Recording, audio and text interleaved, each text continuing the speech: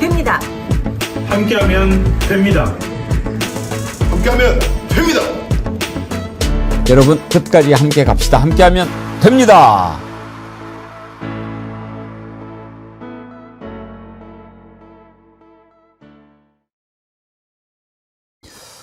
여러분 안녕하십니까? 백운기입니다. 이해훈 기획예산처 초대 장관 후보자 지명을 놓고 논란이 끊이질 않습니다. 일격을 맞은 국힘당은 말할 것도 없거니와 민주당 내부에서조차 이런저런 말이 나옵니다. 이재명 대통령의 지명은 물론 예상을 깬 충격의 한 수가 분명하지만 민주당 내부 그리고 지지자들에게서조차 반발이 나오는 이유는 크게 두 가지입니다. 첫째는 아무리 그래도 내란을 찬성하고 윤 어게인을 외쳤던 자를 저렇게 중책에 앉힐 수 있느냐 하는 겁니다. 기획예산처는 더구나 기존의 기획재정부를 분리한 새로운 부처. 무엇보다 이재명 정부 국민 주권 정부의 철학이 반영돼야 하는 곳입니다. 아무래도 이 이유가 가장 큰 것 같고요. 둘째는 이재명 대통령은 민주 진영에는 그렇게도 사람이 없다고 보느냐 하는 볼멘 소리입니다. 아무리 인사권은 대통령에게 있다고 하지만 저렇게 중요한 자리에 꼭 우리 사람이 아닌 보수 출신을 써야만 하느냐 하는 불만인 거죠. 오늘 아침 이해훈 후보자가 일단 내란 옹호를 사과했지만 제 개인적으로는 보수 인사를 발탁하더라도 내란을 종식시키고 국민 화합이 가장 중요한 화두가 됐을 때 임명했더라면 어땠을까 그렇게 생각해 봅니다. 여러분과 오늘 이 문제 한번 더 깊이 생각해 보도록 하겠습니다. 생방송 백운기의 정치 1번지 출발합니다. 한 해 동안 여러분이 정말 사랑해 주셨던 정어리 모래 상품들 보니까 참 다시 한번 감사하다는 생각이 듭니다. 언양 불고기, 순살 장어탕. 특히 저는 이 백년 진고를 아주 좋아하는데요. 제가 매일 아침에 먹습니다. 바로 떠서 먹기도 하고 또 이렇게 꿀하고 물 타서도 먹기도 하고 그러는데 이 백년 진고는 여러분들한테 정말 소개해드리고 싶은 제품이죠.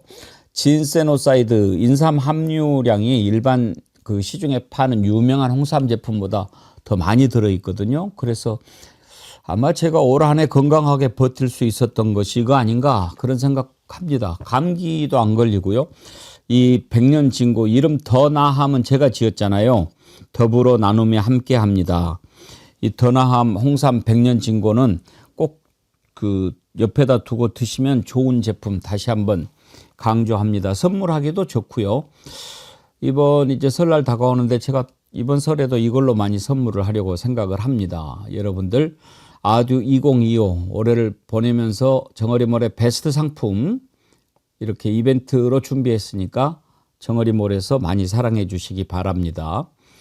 그리고 방어회 여러분들이 많이 좋아해 주셨는데 양해의 말씀을 좀 드려야 되겠습니다. 어제 그제 제주 남해에 풍랑주의보가 내려져 가지고 지금 조업을 못 나간답니다. 우리가 매일 조업하면 그 대방어 10kg 이상 되는 거 바로 손질해서 여러분께 보내드리는 싱싱한 그런 대방어 보내드렸는데 풍랑주의보 때문에 조업을 못해서 조금 주문은 지금은 어렵고 지금 하셔도 풍랑 끝나고 잡히면 보내드려야 되니까 양해해 주시기 바란다 하는 말씀 드립니다. 아무래도 제일 신선한 상품 보내드리려다 보니까 그렇게 된 거니까 이해를 해 주시고 이게 공산품 같으면 물량 수급 차질이 없을 수 있는데 자연히 그렇지요. 여러분들께서 이해해 주십사 하는 말씀 다시 한번 드립니다. 예, 이해훈 후보자 어떻게 해야 할까요? 오늘 아침에 사과도 했고 또 이재명 대통령이 국무회의에서 우리 국민들이 좀 인사할 때 고려할 요소가 아주 많은 것을 좀 알아줬으면 좋겠다 이런 얘기를 했습니다. 지금 여러분들의 의견이 많이 올라오고 있는데요. 여러분들의 생각을 좀 알아보고 싶어서 투표를 한번 해보도록 하겠습니다. 1. 임명해야 된다. 2번 철회해야 한다. 이렇게 이지선다로 했는데요. 청문회를 보고하자 이렇게 3번 문항을 넣을까 하다가 그러면 너무 분산이 될 것 같아서 일단 여러분들의 뜻을 알고 싶어서 투표를 1번, 2번만 넣고 했습니다. 한번 투표에 참여해 주시기 바라고요. 결과는 12시에 마감하고 전해드리도록 하겠습니다. 방금 전에 속보가 들어왔는데 김병기 원내대표가 사퇴했군요. 이 내용부터 먼저 다뤄보고 그리고 이해운 후보자 내용 살펴보도록 하겠습니다. 세 분 패널 함께합니다. 김성환 시사평론가님, 전혜연 민주연구원 본장님, 강수영 변호사님 어서 오십시오. 네, 안녕하세요. 자, 김병기 원내대표 오늘 아침에야 사퇴를 했습니다. 민주당 원내대책회의에서 입장을 밝혔는데 그 발언을 먼저 들어보시죠. 국민 여러분께 먼저 깊이 고개 숙여 사죄드립니다.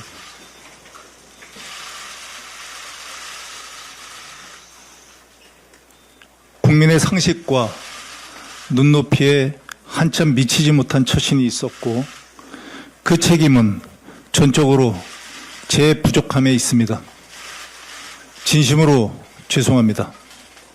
제 자리가 중요한 것이 아니라 하나의 의혹이 확대 증폭되어 사실처럼 소비되고 진실에 대한 관심보다 흥미와 공방의 소재로만 활용되는 현실을 인정하기 어려웠습니다.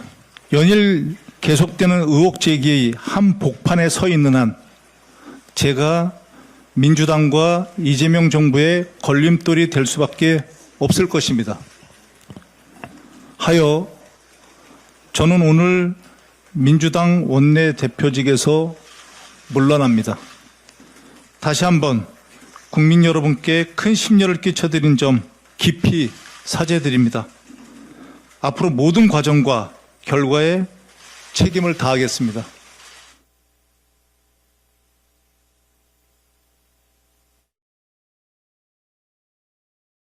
네, 저렇게 사죄하고 인사드리고 원내대표를 떠났는데 제가 지난주에 망설이다가 김병기 원내대표 문제를 다뤘죠. 그때 이야기를 했습니다. 물러나는 게 옳다. 망설였던 이유는 여러분도 아시겠지만 그래도 기회를 우리가 주는 거죠. 그랬는데 말을 듣지 않았습니다. 금요일은 제가 그렇게 얘기했습니다. 월요일부터는 이 문제를 더 다루지 않았으면 좋겠다.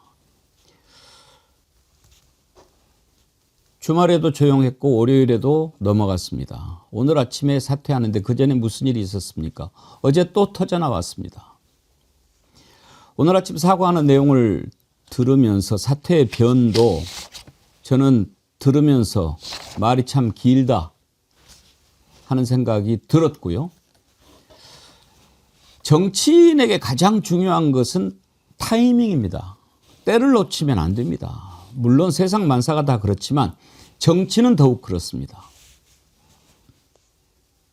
국민들이 너는 물러나야 돼. 지지자들이 너 그래서는 안 되라고 했을 때 물러났더라면 어떻게 됐을까요? 이제는요. 원내대표 물러나는 거 가지고 해결이 안 될 처지입니다. 이따가 다뤄보겠지만 지금 새로 불거지는 의혹들은 수사를 받아야 할 일들입니다. 왜 이렇게 됐습니까? 누가 이렇게 만들었습니까? 자초한 겁니다. 아무튼 참 안타깝습니다. 왜 이렇게까지 만들었는지. 집권 여당의 원내대표라고 하는 자리가 어떤 자리입니까? 대통령실과 함께 지금 새로운 대한민국을 만들어 가야 하는 그 시점에 선봉에 서 있는 장수가 저렇게 화살을 많이 받고 칼로 온몸을 베어가지고 무슨 일을 할 수가 있겠습니까? 아무튼 물러난 거 잘했지만 이런 걸 김성환 평론가님 만시지탄이라고 하죠. 네, 맞습니다. 호미로 막아도 될 걸 가래로도 못 막는 상황을 만들어 놨으니 지금 지지자들 입장에서 굉장히 답답한 상황일 것 같은데요. 뭐 굉장히 저랑도 공감할 수 있는 그런 말씀들을 많이 해주셨는데요. 이재명 정부 성공을 위해서 많은 분들이 지금 응원하고 바라고 있는 상황 아니겠습니까? 근데 자꾸 지금 민주당 지도부 내에서 저렇게 불협화음이 나오고 특히 원내대표라고 하면 지금 야당하고 원내 협상을 주도해야 되는 자리거든요. 그런데 자신과 관련되어 있는 문제가 나왔을 때 타이밍을 놓쳐서 일을 더 크게 만들고 지금은 이제 아예 수사를 받아야 될 처지가 될 위험에 빠진 이런 상황을 어떻게 봐야 되는가. 최근에 민주당 지도부 내에서 계속 이런 불협화음이나 잡음들이 나오는 것, 이걸 적시에 처리를 못하는 것 자체가 이재명 정부에 큰 부담이 되는 것 같아서 굉장히 좀 답답합니다. 사실 집권당 원내대표면 대표하고 또 다른 자리 아니겠습니까? 그 본인이 망설이는데 당에서 누가 당신 물러나야 돼라고 이야기할 수 있겠습니까? 그렇습니다. 원내대표는 지명직이 아니라 선출직입니다. 한마디로 민주당 의원들 전체의 투표로 선출되다 보니 의원들도 아마 쉽게 물러나라 이런 말 하기 어려웠을 것 같고요. 또 사실 지난 대선 과정에서 같이 고생했던 동지이기 때문에 아마 일부분 망설였던 부분도 있을 겁니다. 그럼에도 불구하고 저도 사실 어제 백운기 앵커님이 올린 글을 여러 번 읽고 또 읽었는데 이재명 정부, 국민주권 정부는 민주당만의 힘으로 세운 정부가 아니죠. 사실 계엄이 터졌던 날 탱크를 목으로 막아내고 그 추운 엄동설 안에 같이 집회를 해주셨던 많은 시민과 국민이 함께 세운 정부고 그 국민들이 이재명 정부와 정부 여당에 요구하는 것은 개혁해라, 쇄신해라, 내란세력 척결해라, 그리고 민생을 살려라인데 문제는 뭐냐면은 어떤 지지자의 말을 빌리자면 때 묻은 손으로 어떻게 개혁 법안을 밀고 나갈 수가 있겠느냐. 국민들은 자칫하면 그 때 묻은 손만 본다라고 언중이 꾸짖으셨습니다. 읍참마속의 심정으로 결단을 한 부분은 일부분 높이 평가합니다만 저도 아쉬운 부분은 타이밍을 조금 더 빨리 했어라면 어땠을까라는 생각이 듭니다. 여론이 악화되고 이러다가는 국정 동력까지 악화될 수 있다. 나아가서 조국 혁신당과 진보당에서까지 거치 압박의 상황에 이르러서야 거치 입장 표명을 한 이 타이밍은 매우 아쉽다. 저도 이렇게 생각이 듭니다. 이게 뭡니까? 지금 김병기 원내대표한테 쏟아진 의혹은 10가지가 넘습니다. 누가 그렇게 합니까? 김병기 원내대표가 밝혔지만 다 이제 알게 됐습니다. 보좌진들이 있지요. 그 보좌진이 여의도 맞돌이라는 방을 하나 만들어 가지고 서로 이야기를 합니다. 거기에 부적절한 얘기가 많이 오고 갔다는 겁니다. 그래서 6명을 한꺼번에 잘라버렸습니다. 그냥 있겠습니까? 적어도 그런 정도의 칼을 휘두르려면 자기 자신을 먼저 돌아봐야지요. 너희들이 이런 식으로 하는 거 내가 너한테 그렇게 보였냐? 그게 아니잖아. 그럴 때 자를 수 있는 거죠. 그런데 본인은 지금까지 그 보좌진들을 이용해서 나쁜 짓 다 해놓고 너네들 마음에 안 들어 라고 자르면 가냥 있겠습니까? 그래도 지금 보면 그 보좌진들, 제가 보좌진들 편들려고 하는 건 아니지만 맨 처음에는 그냥 이런 정도 하면 알아서 하겠지라고 정말 센 거는 놔두고 가벼운 걸로 툭툭 잽을 날린 것 같아요. 변호사도 2명이나 있다는 거 아닙니까? 법적으로 다 검토해보고. 그런데 오히려 내가 잘못한 게 아니라 저놈들이 잘못한 거야 라고 하니까 그래? 그러면서 나오는 게 지금 뭡니까? 이제는 돈 문제가 나옵니다. 그것도 오늘 떠났으니까 웬만하면은 봐주려고 했는데 이것은 지금 보통 문제가 아니니까 다뤄야 되겠습니다. 지금 우리가 김건희 특검 또 3대 특검을 통해서 뭘 봤습니까? 윤석열보다 김건희가 더 위에 있어가지고 나라를 완전히 말아먹어버렸다는 것에 이제 실체를 다 보지 않았습니까? 그런데 자기 아내가 구의 부의장 카드를 갖다 쓰고 뭐 이렇게 한 것까지도 덮으려고 했다. 이건 사실이라면 범죄입니다. 그런데 지금 김건희 때문에 분노하고 있는데 당신은 뭐냐 이런 말 나오는 처지까지 만든 겁니다. 또 하나 이것은 더 큰 문제인데요. 강선우 의원과 통화 내용이 공개가 됐어요. 거기에 보니까 지난번 지방선거 공천을 앞두고 김병기 의원이 공천관리위원회 간사고 강선우 의원이 공천관리위원인데 서울시 의원 김경희라고 하는 사람이 후보 되게 해달라고 1억을 갖다 바친 모양이에요. 강선우한테. 그걸 받으면 됩니까? 받아놓고 이제 상의하는 거예요. 내가 이거 왜 이렇게 했는지 몰라. 뭘 몰라. 잘못하고 벌 받아야지. 저는 어제 그 뉴스를 보면서 야 강선우 진작 날리길 잘했다. 만약에 저거 장관 자리에 있는데 이거 들통나가지고 문제에서 커졌으면은 이재명 정부 어떻게 될 뻔했나. 근데 그 다음날 바로 단수 공천이 됐어요, 김경희.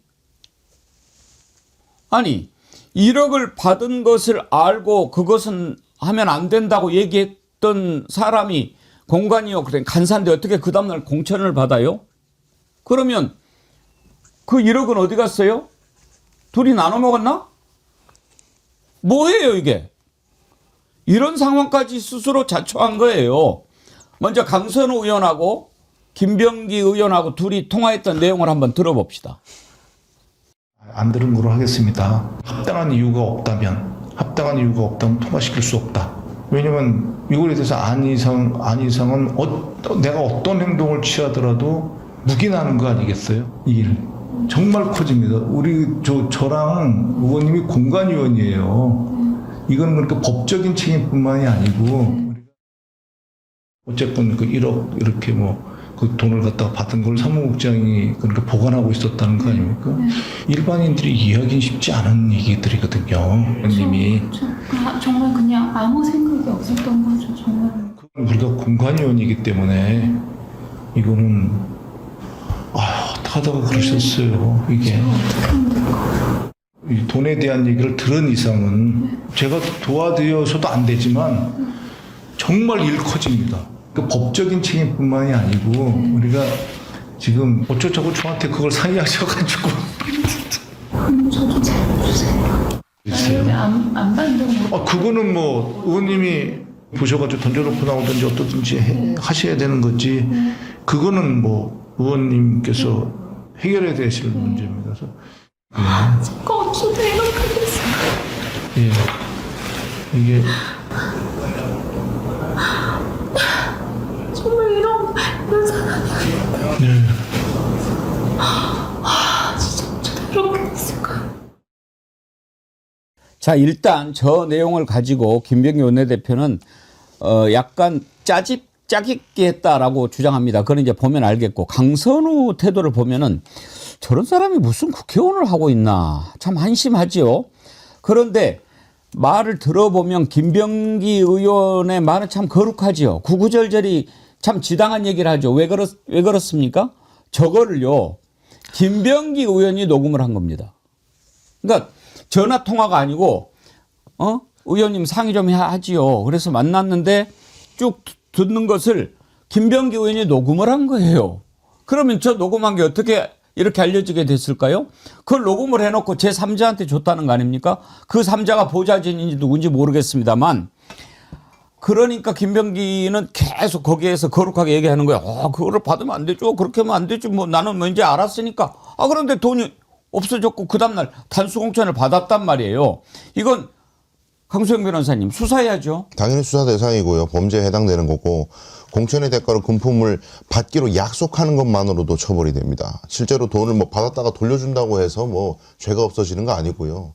어제 근데 김병기 의원의 이 녹취를 제가 이렇게 조각조각 난 것, 그리고 MBC 보도를 보다 보면은 약간 퍼즐이 흩어져 있는 듯한 느낌이 들거든요. 명료하게 스토리가 안 그려지는데, 제가 구슬들을 모아서 한번 꿰어봤더니 이런 스토리가 될 것 같아요. 여기서부터는 제 추론입니다. 자, 결정이 났더니 이 김경이라는 사람들 쪽에서 이제 연락이 왔다, 이런 호소를 하는 걸로 보여요. 이 말은 뭐냐면 김경이라는 사람이 문제가 있어서 공천을 안 주기로 했던 것 같아요. 처음에는 안 주기로 결정이 나니까 김경 이 사람 입장에서 돈이 1억이 갔는데 공천이 안 나와. 그럼 난리 칠 거 아니에요. 그래서 김병기 원내대표 전 원내대표 이런 얘기 합니다. 어차피 김경이 기자회견 할 거 아니냐라는 이야기를 해요. 그 말은 뭔가 이걸 폭로하겠다는 얘기를 한 것 같아요. 돈이 갔는데 공천이 안 오니까 그냥 니 죽고 나 죽고 다 죽자, 이런 얘기를 한 것 같습니다.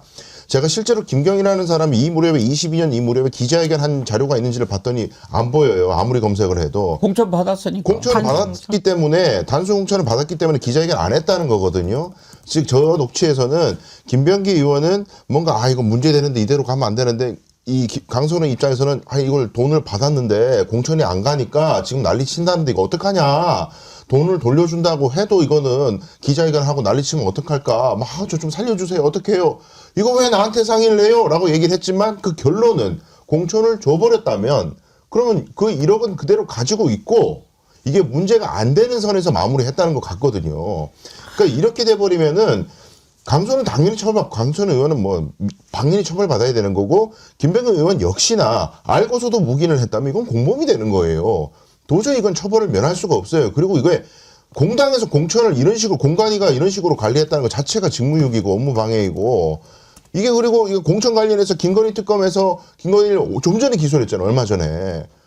그 기소를 하면서 특검해가지고 지금 전국이 그렇게 흘러가고 있는데 민주당 안에서 이런 돈 문제가 펼쳐진다 이러면 내년 지방선거 앞두고 민주당도 저 지방선거 공천 받을 때 밑에 사람도 공천 주면서 현역 의원도 돈 받아먹는구나. 이렇게 또 이야기가 될 거 아닙니까? 이건 굉장히 심각한 문제가 됐어요. 예. 지금 사실 이거는 핵폭탄입니다. 아마 보좌진에서 마지막 카드로 갖고 있었을지도 몰라요. 또 있는지는 모르겠지만 이래도 버틸래라고 이제 치는 것 같은데 문제는 그때 당시에 왜 그러면 강선우 의원이 김병기를 찾아가서 저렇게 울며 불며 얘기를 했느냐. 김성환 평론가님, 그때 이제 물론 공천관리위원회가 공천관리위원장이 있을 거 아니에요? 근데 그때 당시에 위원장은 무슨 교수 출신인가? 예. 그냥 외부위원이죠. 좋게 말하면 그냥 모양이고 좀 안 좋게 말하면 핫빠진 거예요. 간사 김병기 의원이 실권자였던 거 아닙니까? 네, 맞습니다. 그러니까 이제 김병기 의원을 찾아간 거죠. 그래서 지금 그 좀 조심스러워야 할 부분은 강선우 의원이 어디까지 이걸 알고 있었는지 돈을 받는 과정에서 그리고 공천과 정말 그 1억 원이 직접적인 관련성이 있는지 이 부분은 확인이 좀 필요하지만 우리가 지금 생각할 때는 어찌됐든 간에 공천을 줬단 말이에요. 근데 그 전에는 컷오프 대상이었다는 거죠. 다주택 문제가 걸려가지고 컷오프 대상으로 올라가 있는데 이번 사단이 터져버리던 거라요. 그 전에 돈이 갔다는 거고. 근데 강선우 의원 지금 그 녹취 내용을 보면 내가 어쩌다 이렇게 됐을까 이렇게 얘기를 하거든요. 근데 이거는 자기가 돈을 받는 과정에 개입하지 않았으면 저런 말을 할 수가 없는 거예요.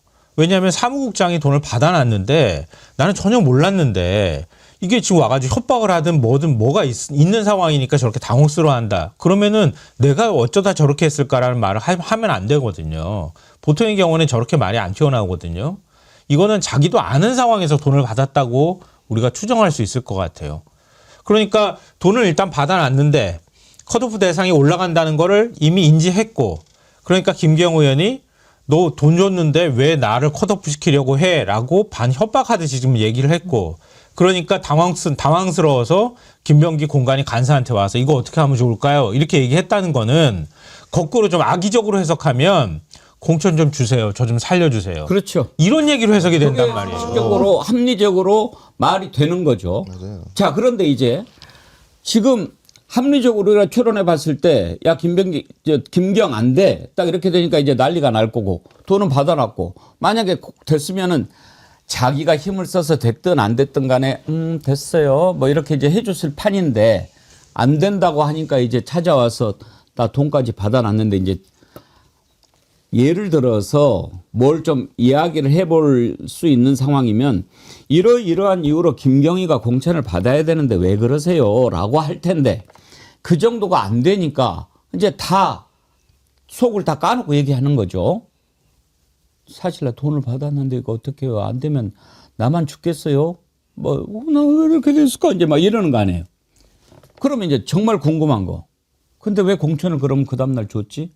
그럼 그 뒤에 저는 지금 이게 보좌관들이 핵폭탄을 터뜨렸다라고 했는데 이것보다 수십 배, 수백 배 더 큰 핵폭탄을 갖고 있는지도 몰라요.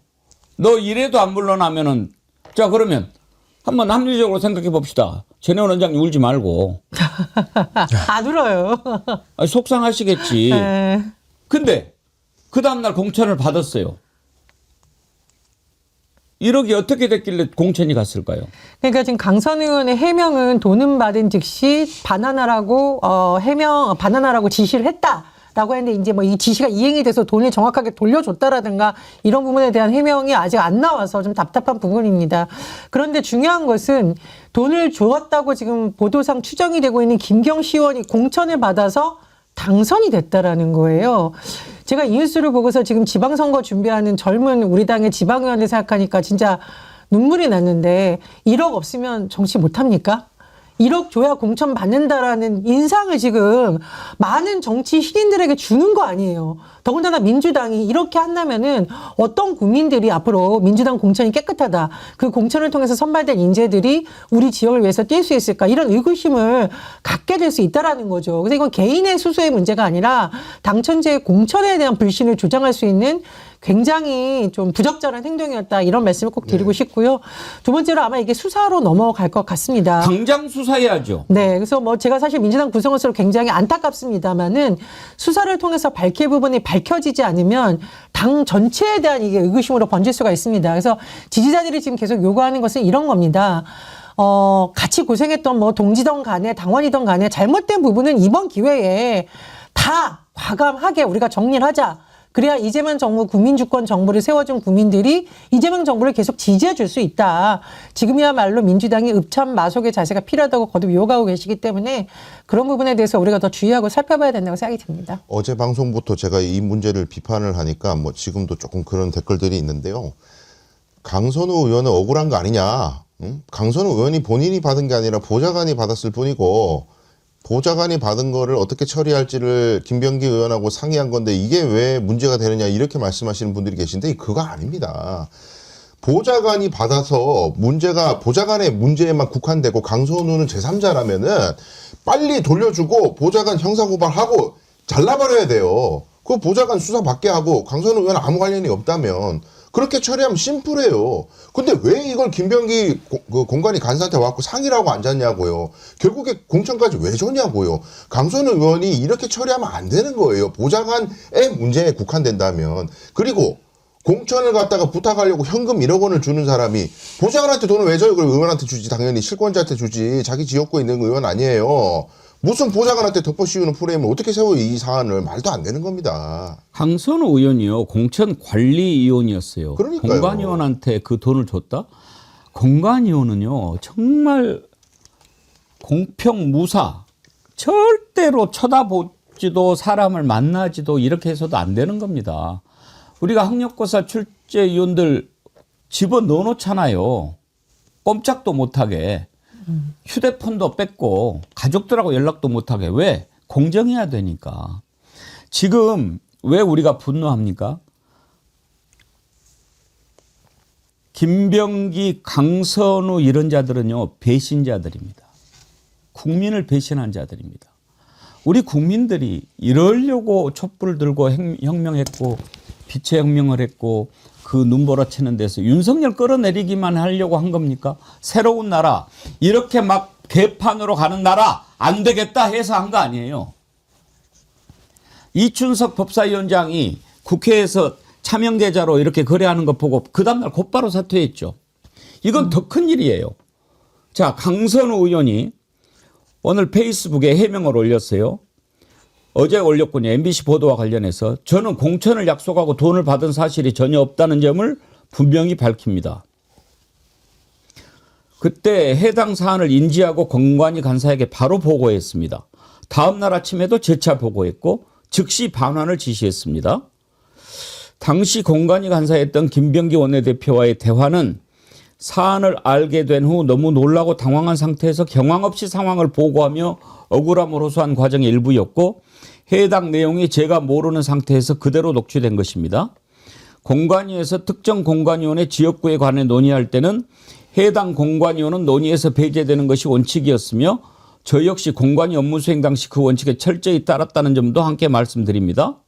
당시 서울 강서갑 지역 후보자의 자격 역시 위 원칙에 따라 저는 발언권이 제한된 상태에서 전체 공관위 심사를 통해 모든 지역이 단수공천으로 결정되었습니다. 논란을 일으킨 점 송구합니다. 하지만 저는 공천을 약속하고 돈을 받은 사실이 전혀 없다는 점을. 와, 참 어리석네. 이거 정말 비겁한 거예요. 왜냐하면은 이게 지금 다 책임 전가하는 건데 100% 정말 맞다고 신뢰한다 치고 전제하고 말씀을 드리면, 그러면 김병기 공관위 간사는 민주당의 한 자기 지역구 보좌관에 돈을 1억이나 준 사람을 단수공천 해줬다는 얘기입니다. 돌려주는 건 중요한 게 아니에요. 안 돌려줘도 돌려줘도 범죄가 되는 거예요. 룰을 깬 거예요. 저 사람은 공천 주면 안 되는 사람이에요. 그럼 자기는 돌려주라고 지시를 했는데 김병기 공관위 간사가 그냥 공천 줘 이렇게 됐다는 거예요. 그럼 김병기 간사에게 책임을 돌리는 거예요. 자기 살자는 얘기만 하는 거예요, 지금? 그럼 말도 안 되는 얘기를 하고 있어요, 아주 그냥. 강선우 의원은요, 빨리 경찰 수사 받아야 합니다. 그 전에 의원직을 사퇴하는 것이 좋을 것 같습니다. 강선우 의원이 저렇게 당황스러워했던 거는 선거 과정에서 회계 책임자도 돈을 받았을 때 의원도 같이 처벌하도록 돼 있어요. 그러니까 회계 책임자인 거예요, 사무국장이. 그러니까 어떤 방식으로든 사무국장이 돈을 받으면 의원도 같은 책임을 져야 되는 상황인 거거든요. 그러니까 당황스러울 수밖에 없었을 건데 문제는 이 문제를 해결하는 게 앞서 말씀하셨던 것처럼 공천 주지 말고 돈 다시 되돌려 주고 돈 받았다고 하는 사실 자진해서 자복하고 이렇게 하고 끝냈어야 될 사안을 어찌됐든 간에 돈을 받고 난 다음에 대가성으로 공천을 준 것처럼 결론이 나 있다는 거예요. 이걸 어떤 방식으로 법률을 적용한다 하더라도 제가 볼 때는 책임을 비껴가기가 매우 어렵다. 지금 김병기 원내대표, 전 원내대표뿐만 아니라 강선우 의원도 다 동시에 처벌받을 수밖에 없는 상황일 것 같아요. 그런 생각이 듭니다. 만약 받아서 당황스러웠다면 당의 윤리감찰단에 바로 신고하고 바로 돌려주는 것을 직접 확인해서 윤리감찰단에 이게 들어와서 바로 돌려줬고 신고도 한다. 이런 절차를 밟았어야지. 밟았어야 예. 됩니다. 그렇게 된다면 오히려 국민들이 저 사람이 뭔가 나쁜 시도로 접근해서 돈을 주려고 했는데 의원이 단호하게 처리를 했구나라고 오히려 더 신뢰를 쌓았을 텐데 우왕좌왕하고 오히려 다른 방법으로 이걸 어떻게 좀 피해가려고 하는 그랬던 게 아닐까. 근데 정치인이라는 것이 그렇잖아요. 이게 공인이기 때문에 모든 것이 다 드러났을 때에도 국민들이 이해할 수 있을 정도로 행동해야 된다는 게 최근에 민주당의 국민들이 요구하는 겁니다. 민주당 의원님들 제발 휴대전화 메시지라든가 돈이라든가 이런 거 언행을 정말 주의해 주셨으면 좋겠습니다. 제가 다니면 요즘 맨날 야단 맞거든요. 어떻게 해서 성부인데 혼자 세웠느냐, 민주당 혼자 세웠느냐라는 말을 들 때마다 제가 정말 고개를 들지 못하겠습니다. 정말 언행 주의하고 정말 이번 일을 교훈으로 다시 한번 공천 과정에서도 잡음이 없도록 의원들도 공관이 앞으로 되실 분들도 이걸 좀 교훈으로 삼았으면 좋겠습니다. 이 해명도 지금 사실관계가 좀 다른 것 같은데요.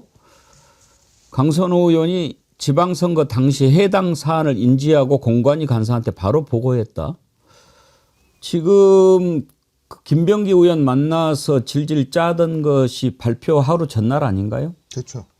근데 그 돈을 그날 받았다는 얘기입니까? 말이 안 되잖아요. 안 되죠. 예, 사전에 받았고 그리고 그 녹취 자세히 들어보시면은 전날 처음 상의한 게 아니에요.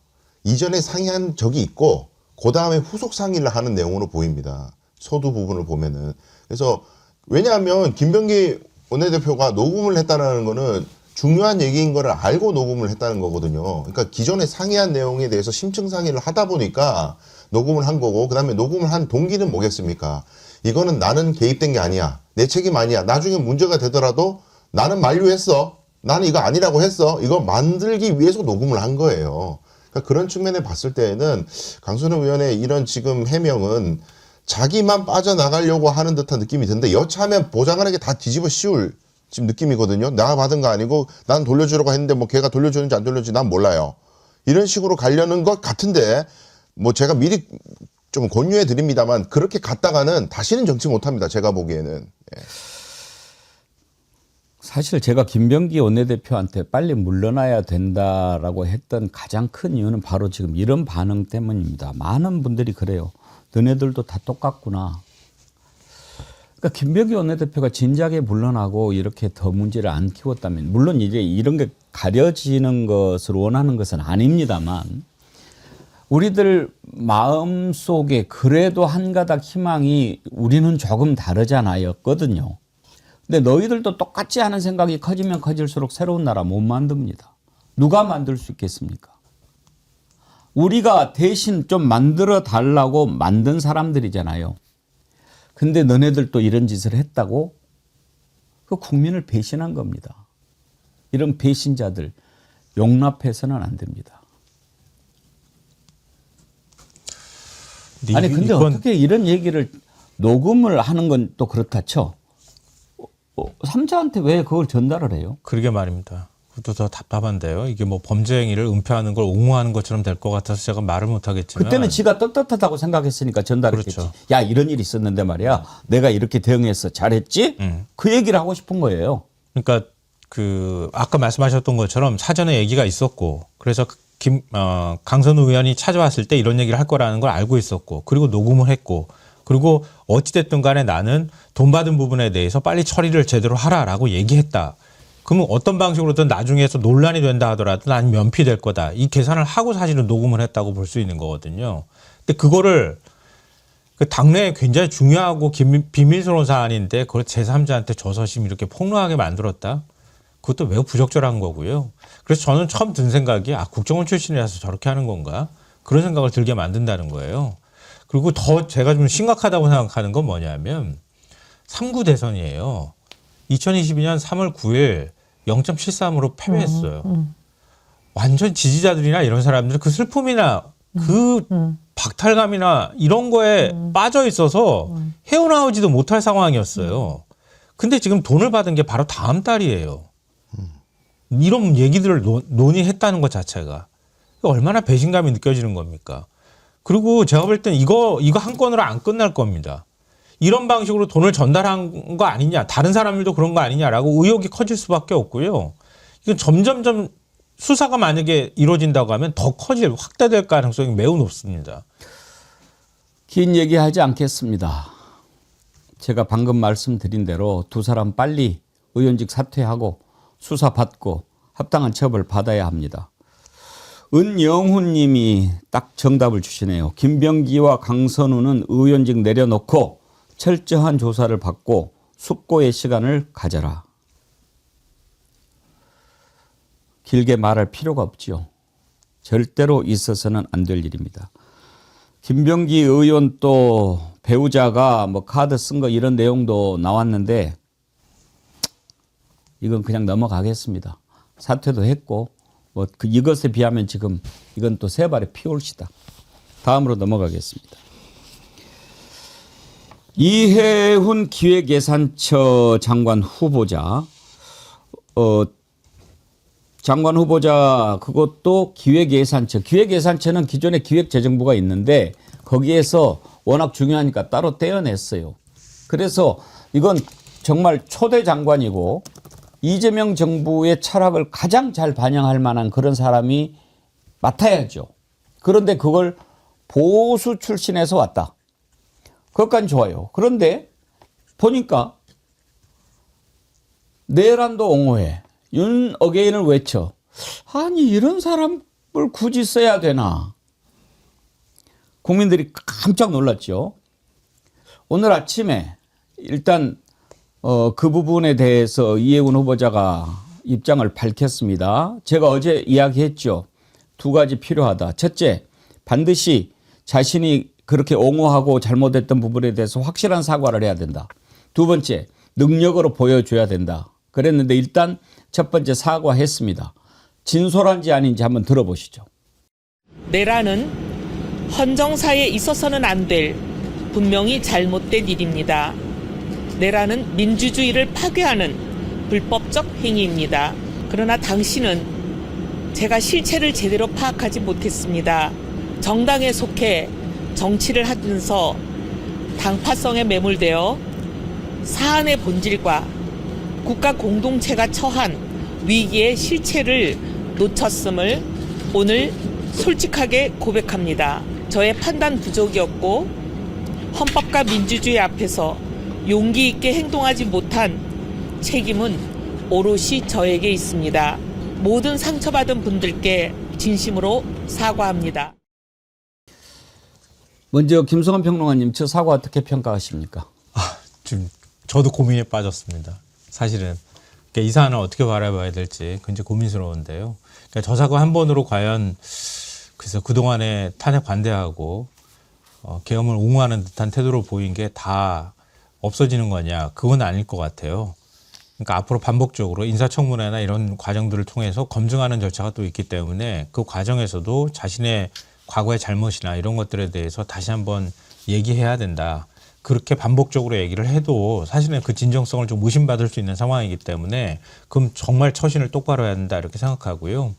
다만 사실은 제가 좀 고민스럽다고 말씀드렸던 지점은 뭐냐면 그 부분을 떼어놓고 생각할 때 그럴 때 과거에 그러니까 정권이 들어서고 난 다음에 새로운 대통령이 들어서면은 인사할 때 굉장히 비판들을 많이 했거든요. 자기 사람만 쓴다고 하는 얘기들도 많았고요. 코드 인사한다 이런 지적들이 끊임없이 있었을 때 좀 넓게 사람을 써야 된다 이런 얘기들을 많이 했거든요. 상대편 진영, 보수 진영도 사람을 쓰는 게 왜 문제가 되느냐 이런 얘기들을 많이 해왔던 것이기 때문에 예를 들어 다른 부처 같은 경우에는 또 모르겠는데 경제부처 같은 경우에는 이재명 대통령이 얘기한 것처럼 여야가 따로 없고 진보 보수가 따로 없는 거거든요.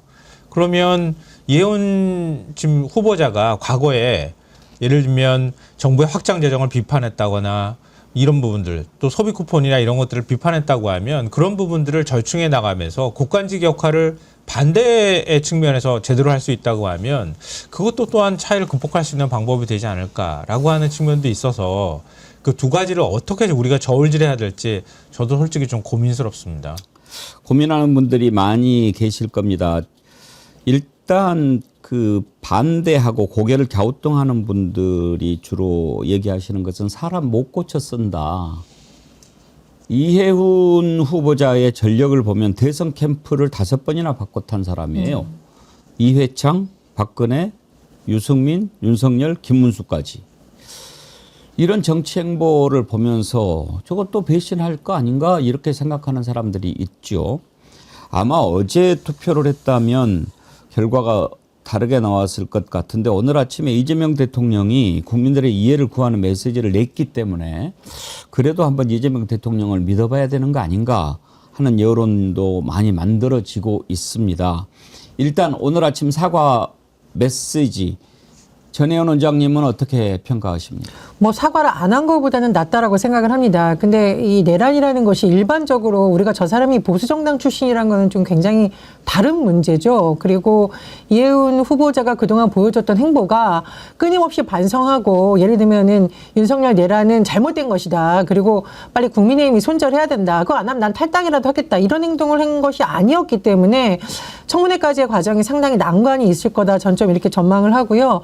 일부 언론 보도를 보면은 당장 민주당 내 의원들이 공개적으로 반발하는 기류가 잡히고 있습니다. 근데 국정이라는 것이 물론 대통령이 잘하시는 것도 중요한데 정부 여당이 같이 보조를 마치고 상임위 역할도 굉장히 중요하거든요. 그래서 아마 이게 이제 청문회가 분기점이 될 것 같은데 내란 문제와 더불어서 이재명 정부가 가고자 하는 경제 정책 방향에 대해서 정확하게 인지를 하고 있고 그 국정 철학과 맞고 가고 있는지 그 부분에 대한 검증도 하나의 잣대가 될 걸로 봅니다.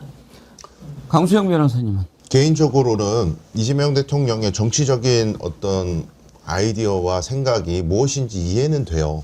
그리고 그걸 통해서 얻고자 하는 효과도 무엇인지 생각은 잘 이해는 됩니다. 근데 이제 심정적으로 두 가지 지점에서 요건이 좀 충족돼야 된다고 보는데 대통령도 말씀하셨어요. 국민 눈높이에 맞춰야 된다고. 첫 번째는 이혜훈이라는 사람이 뭐 내란 이후에 뭐 연단에 올라가가지고 마이크 잡고 팻말 듣고 집회하고 이랬던 것이 당협위원장이었기 때문에 그냥 마지못해서 한 거였을 뿐이다. 뭐 이런 식으로 해명을 할 거면은요 말만으로는 안 되고요. 구체적으로 국민의힘 서울시당에서 각 당협위원장들한테 계엄 이후에 어떤 지시를 했는지 어떤 행사에 뭐 누구를 동원해라 나와라 여기에 와달라 이런 연락을 했으니까 잘 갔을 거 아니에요. 본인이 그게 진심이 아니고 당파성 안에서 내가 당협위원장이기 때문에 어쩔 수 없이 갔다라는 이야기 하고 싶으시면은 서울시당이 했던 공지라든지 이런 것들을 까야 됩니다. 그러면서 본인이 진짜 진정성이 그게 아니었다. 국민의힘이 이런 식으로 내란 이후에도 계속해서 내란을 옹호하고 윤석열의 탄핵을 막기 위해서 집단적으로 이런 대응을 했었다. 그래서 나도 어쩔 수 없었다. 이런 얘기를 해줘야 진정성도 있고 또 국민의힘은 나름대로 또 이제 위원정당으로 우리는 가는 길이 지금 있지 않습니까? 그때의 자료들을 확보할 수 있다는 그런 생각이 일단 들고 그다음에 두 번째는 뭐 이런 내란 여부를 떠나가지고 이재명 정부의 정책에 대해서 발맞춰가지고 예산을 기획할 의사와 뜻이 있는가? 이 정책들에 대해서 자기는 지금 어떤 입장인가? 과거 TV 토론에서 전혀 다른 얘기를 했었기 때문에 앞으로 어떻게 할지 모호한 얘기 말고요. 뭐 경제 위기 상황이고 퍼펙트 스톰이고 회색 코뿔 쏘고 뭐 이런 얘기 경제 정론지에 나오는 용어들을 막 쓰시던데 이제는 그 원론적인 얘기는 하실 건 알겠습니다만은 인사청문회에서는 구체적으로 개별 정책에 대한 입장을 밝히셔야 됩니다. 그거 동의 안 되면 국민들이 절대 용납 못할 겁니다. 예. 근데 이게 역할이 좀 달라졌거든요. 그러니까 기재부 장관을 만약에 부총리를 임명했다고 하면 그러니까 경제 정책을 다 총괄하는 입장이거든요. 근데 기획예산처 장관일 경우에는 예산 국간직이라고 생각하면 됩니다. 예산을 어떻게 집행할 것인지, 예산 누수는 없는지, 예산 구조조정할 부분은 없는지 이런 것들을 들여다보는 자리거든요. 그러니까 직접적인 경제정책을 만드는 자리에 있는 사람은 아니다. 그 부분을 저는 이재명 대통령이 고려했다고 봐요. 예를 들면 기재부 장관을 임명하기는 매우 부담스러웠을 거거든요. 근데 그동안에 이제 정부 재정이 확장 재정으로 가는 건 안 된다 이렇게 반대를 했던 인사이기 때문에 그러면 확장 재정으로 지금 이재명 대통령이 얘기한 것처럼 지금 씨앗을 뿌려야 된다. 돈을 빌려서라도 돈을 써야 된다. 이렇게 얘기하면 돈을 쓰되 기존의 예산 누수라든가 예산 구조조정할 부분들이 있다고 하면 그런 부분들은 오히려 긴축하고 구조조정하는 이런 것에 대한 것들을 절묘하게 잘 조합한다고 하면은 아주 나쁜 선택은 아닐 수도 있겠다. 그런 희망은 개인적으로 좀 갖고 있어요. 그러니까 그거를 단선적으로 우리가 봐서 모든 정책들을 다 이재명 대통령하고 생각이 완전히 다른데 부딪힐 사람을 갖다 임명해놨다. 이렇게까지 굳이 생각 안 해도 되지 않을까 하는 생각은 합니다. 진보 보수 가릴 것 없이 실력 있는 사람이면 다 쓴다. 이게 탕평이죠. 저는 그런 대탕평의 원칙 찬성하고 이재명 대통령의 이번 발탁도 그런 배경에서 이해합니다. 다만 순서가 지금은 내란 종식이 가장 시급한 우선 과제니까 이거는 좀 먼저 정리를 하고 그 다음에 이제 국민 화합도 해야 되고 그렇게 할 때 발탁을 했으면 어땠을까 그런 아쉬움이 좀 있는데요.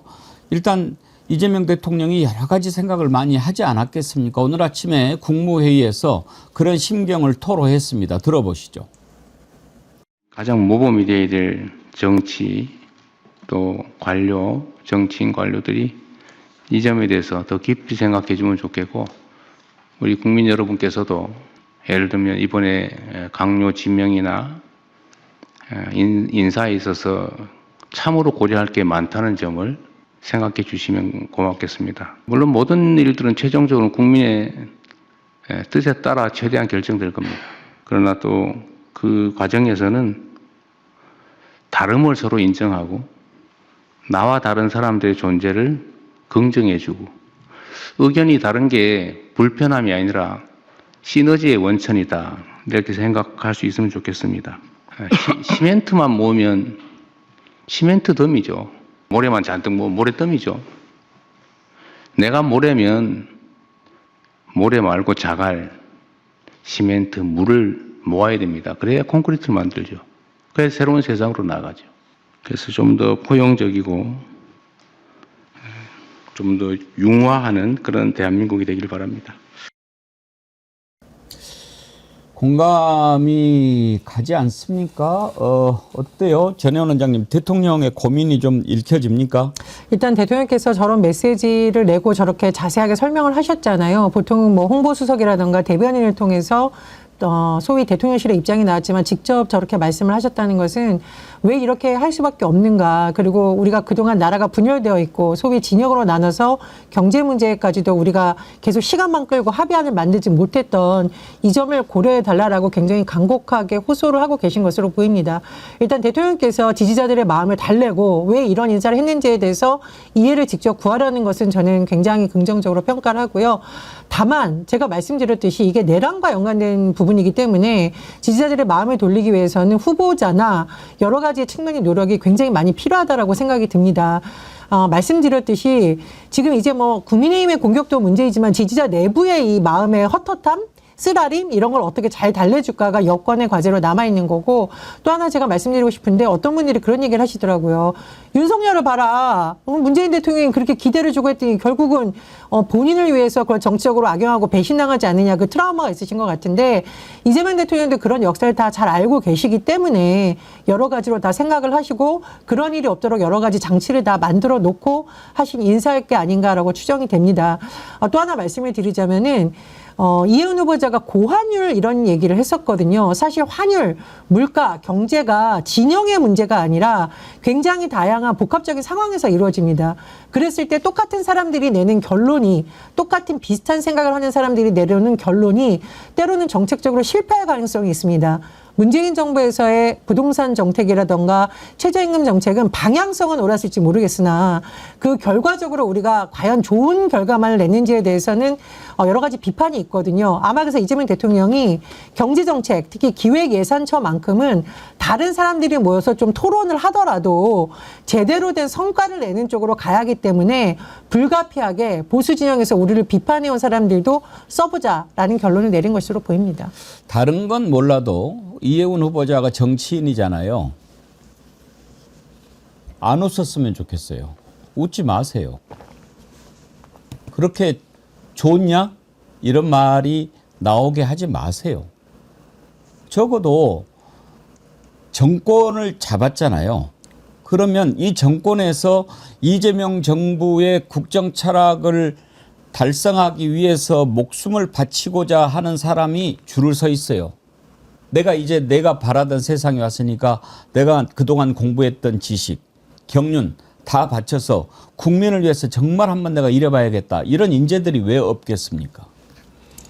그런데 대통령은 그 너머를 보는 거죠. 일도 잘하고 나아가서 보수 인재도 끌어다가 씀으로써 나라를 한 걸음 더 경제 발전뿐만 아니라 공동체가 화합하는 이것까지 대통령은 그림을 그린 거죠. 그러면 좋게 말하면 헌신이고 좀 속된 말로 말하면 출세인데 이 정권 잡은 쪽에서 그 하고 싶은 사람이 한둘이겠습니까? 그건 내가 발탁됐다.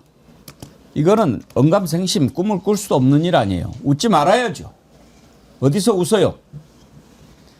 정말 내가 여기에 있을 자격이 안 되고 난 너무나 부족한데 나의 이런 부분이 정말 이재명 정부의 성공과 나라를 위해서 필요하다고 판단을 했으니 내가 분골쇄신 정말 마지막 마지막 기회라고 생각하고 모든 것을 바치겠습니다. 그런 각오를 보여야죠. 실실 웃을 때가 아니올시다. 국민들의 그 마음이 지금 어떤지 그걸 살펴야죠. 그냥 단순한 학자나 교수 출신이 아니잖아요. 정치인이잖아요. 지금 설문조사하고 있는데 12시에 마감하겠습니다. 대통령께서 또 이렇게까지 얘기를 했으니까 여러분들이 그 뜻을 좀 받아들이는 분들이 많이 있는 것 같은데 몇 분 소개 좀 하죠. 영덕사라님, 솔직히 지금 자리 때문에 사과하는 모습으로 보여서 신뢰는 안 갑니다만 대통령을 믿는 입장에서는 지켜보고 싶네요. 보수형님 TV님, 이미 지명된 거 지금 처리하면 정부가 더 우습게 보입니다. 지금부터 일하는 거 우리가 매의 눈으로 지켜봅시다. 힐링 뮤직님, 사람은 고쳐 쓰는 거 아니죠. 이혜훈이가 잘나서 갖다 쓰는 건 아니고 내란 청산을 위해서 전술의 한 수단으로 생각합니다. 부산이대인님, 민주당에 사람이 그리 없나? 하지만 끼리 문화로 자칫 매너리즘에 빠지기 쉬우니 자극제가 될 겁니다. 그런 의견 주셨어요. 이금예님, 우리는 대통령 입장을 생각합니다. 다 알아서 하실 것입니다. 우리는 대통령을 믿습니다. 저는 81세 할머니입니다. 이덕화님, 계속 그렇게 인사하면 동지는 간대 없고 깃발만 나부끼고 말 겁니다. 협치 아이고 협치 좋아하시네. 이런 의견도 있습니다. 근데 마키아벨리가 이런 얘기했어요. 관역보다 더 높게 조준하는 공수의제가 필요하다. 이런 얘기를 했거든요. 저게 관역이 있으면 관역으로 곧바로 쏠 수 있는데 관역보다 더 높게 조준하는 겁니다. 왜냐하면 중력이 작용하거든요. 그러면 화리부실할 때는 관역보다 더 높게 조준해야 그 관역에 가서 맞을 수 있거든요. 그러니까 이재명 대통령이 지금 그런 수를 생각하고 있는 것 아닐까 하는 기대도 저는 개인적으로 합니다. 왜냐하면 어찌됐든 간에 이재명 대통령은 지금 잠재 성장률이 떨어져 있는 상태에서 국가가 재정 역할을 해야 된다고 보는 거거든요. 근데 이용훈 같은 사람이 국가 예산처에 장관으로 있으면서 국간직 역할을 하면 거기에서 혹시나 모를 예산 누수나 이런 것들을 잡아주는 역할을 또 할 수도 있거든요. 그게 잘 조화되면 어떨까 이런 생각도 들고요. 좀 더 넓게 좀 길게 본다면 그러니까 보수 쪽 인사들을 이재명 대통령이 지금 실험적으로 과감하게 발탁해서 쓰잖아요. 근데 송미령, 권오을 두 장관도 지금 잘하고 있거든요. 그리고 허은하 전 의원 같은 경우에도 국민소통수석 역할을 하고 있는 거고요. 그러니까 이런 방식으로 이재명 대통령이 애초에 얘기했던 것처럼 그러니까 대선 기간 동안에 우리보다 좀 더 확장되어 있는 운동장 넓게 쓰는 방법들로 가겠다고 얘기했을 때 사람들이 아이 대통령 당선되고 나면 안 그럴 거야. 금방 뭐 태도 달라지겠지 이렇게 생각했지만 이재명 대통령은 그게 아니라는 거예요. 하고 있다는 거예요. 실천하고 있다는 거거든요. 과감하게. 그러면 저는 이게 지방선거에서도 서울시장 선거다 이런 데들까지도 쭉 영향을 미칠 가능성이 굉장히 높다고 봅니다. 그러니까 이런 방식들이 지금 당장은 좀 반발을 불러일으킬 수 있을지 모르겠지만 우리 동지들을 쓸 수 있는 자리들은 또 많이 있거든요. 그러니까 이것 하나를 가지고 너무 거기에 대해서 과잉 해석하거나 너무 흥분할 필요는 없을 수 있겠다. 이런 생각도 좀 해봅니다. 관역 너머를 겨냥한다. 참 멋진 말씀인데 관역 위를 겨냥한다. 분명히 이재명 대통령은 큰 그림을 그린 것 같습니다. 제가 그렇게 믿어요. 이게 단순히 원포인트가 아니잖아요. 송미령 장관 유임시킬 때도 그랬고 이번에 그렇고 또 지금 이제 나오는데 국무총리를 유승민 전 의원을 고려했다는 것 아닙니까? 청와대는 부인했지만 뭐 이런저런 얘기 나온 거 보면은 얘기가 오고 간 것은 맞는 것 같은데 이제 뭐 만약에 유승민 카드가 성공했다면 그거야말로 뭐 참 경천 동지할 일이죠. 그런 생각을 가지고 있었다는 것이 알려졌는데 참 엄청난 발상이에요. 그렇죠? 그렇죠. 근데 이제 우리가 읽어야 될 게 그거예요. 지난 대선 때 윤석열의 계엄을 보고도 국민의힘이 김문수가 40%의 득표를 얻었잖아요. 도대체 그게 왜 그런 일이 벌어졌는가? 내란인 것을 잘못인지 몰라서 그런가? 그 40%는. 그렇지 않습니다. 잘 봐야 되는 게 소위 말해서 민주당 정권에 대한 적대 세력이라고 규정할 수 있는 것이 10대 후반에서 20대 초반에 뭐 소위 일베 이런 거 쳐다보는 극우화된 친구들만 있는 게 아니에요. 가장 이제 우리가 경계해야 되고 우리가 뭐라 그럴까 다시 되돌려야 될 부분은 30대, 40대, 50대, 60대 중에서도 오로지 자기 이해관계, 공동체의 선이나 이런 것들은 관심이 없고 나의 자산, 나의 주식, 나의 부동산 이 자산 가치를 더 높일 수 있는 정치 세력이 어디냐? 그 정치 세력이 정의롭고 도덕적인지는 관심이 없고 나한테 도움이 되느냐만 가지고 판단하는 유권자가 굉장히 많다는 겁니다. 생각보다. 그러면 그 사람들의 이해관계가 지금 이거잖아요. 자, 돈을 많이 풀어가지고 확장 정책을 하니까 화폐 가치가 떨어져요. 물가가 올라가. 그럼 나는 돈이 이미 많은데 내 돈의 가치가 떨어져요. 그러면 기득권자들은 다 싫어해. 돈의 가치가 떨어지면. 게다가 여기서 환율이 계속 올라가니까 금리를 올리지 않으면은 이 미국과 한국의 금리 차를 줄이지 않으면 환율 문제는 계속 문제가 되고 언젠가 금리를 올리게 되면은 부동산 값이 폭락할 것이고 그러면 나는 자산 가치가 완전히 다 떨어지는데 내가 가진 기득권들이 떨어지는데 나 이거 싫어. 이런 사람들 목소리가 굉장히 응집돼 있다는 겁니다. 근데 이 사람들을 그럼 다 적대시하고 다 내쫓아야 되느냐? 그럴 수 없어요. 대한민국 국민이기 때문에. 결국은 민주당은 그리고 이재명 정부는 이 사람들의 이야기 중에 일부 합리적인 얘기가 있다면 수용을 하고 완전히 용광로처럼 녹여버리면 국민의힘이 특히 그리고 뭐 중도 보수니 예배한 이야기하는 사람도 있잖아요. 예컨대 한동훈 같은 사람들이 자기가 그 지형 위에 서 있다고 주장합니다. 중도 보수라고 얘기하는 사람들은 설 자리가 아예 없어지는 거예요. 민주당이 다 흡수해버리기 때문에 질식시켜버리고 있어요. 지금 공간을. 이러한 측면에서 더 큰 실리를 얻을 수 있기 때문에 게다가 당협위원장 중에 지금 뭐 국민의힘에 원내에 있는 사람들 있죠. 지방선거 질 것 뻔하죠. 다음 총선도 망할 것 같아요. 다음 대선도 안 될 것 같아. 이 사람들 정치적인 커리어에 지금 거의 뭐 망해가고 있어요. 의석수도 조금밖에 안 되니까. 이런 사람들 중에 인물 있는 사람들이 넘어오게 되면은 국민의힘은 고사합니다. 따라서 이런 큰 그림을 좀 고려하지 않았을까 그런 생각도 저는 듭니다. 근데 유승민 의원 얘기 나온 건요. 저는 굉장히 전략적이라고 봐요. 왜 지금 얘기합니까? 왜 이 타이밍에서 얘기합니까? 유승민 의원 몸풀기 시작한 거 아닌가 이런 의심을 저는 개인적으로 하고요. 그리고 인사 제안 건네는 거는요. 대통령이 직접 건네는 거 아니면 누가 누구를 믿겠어요.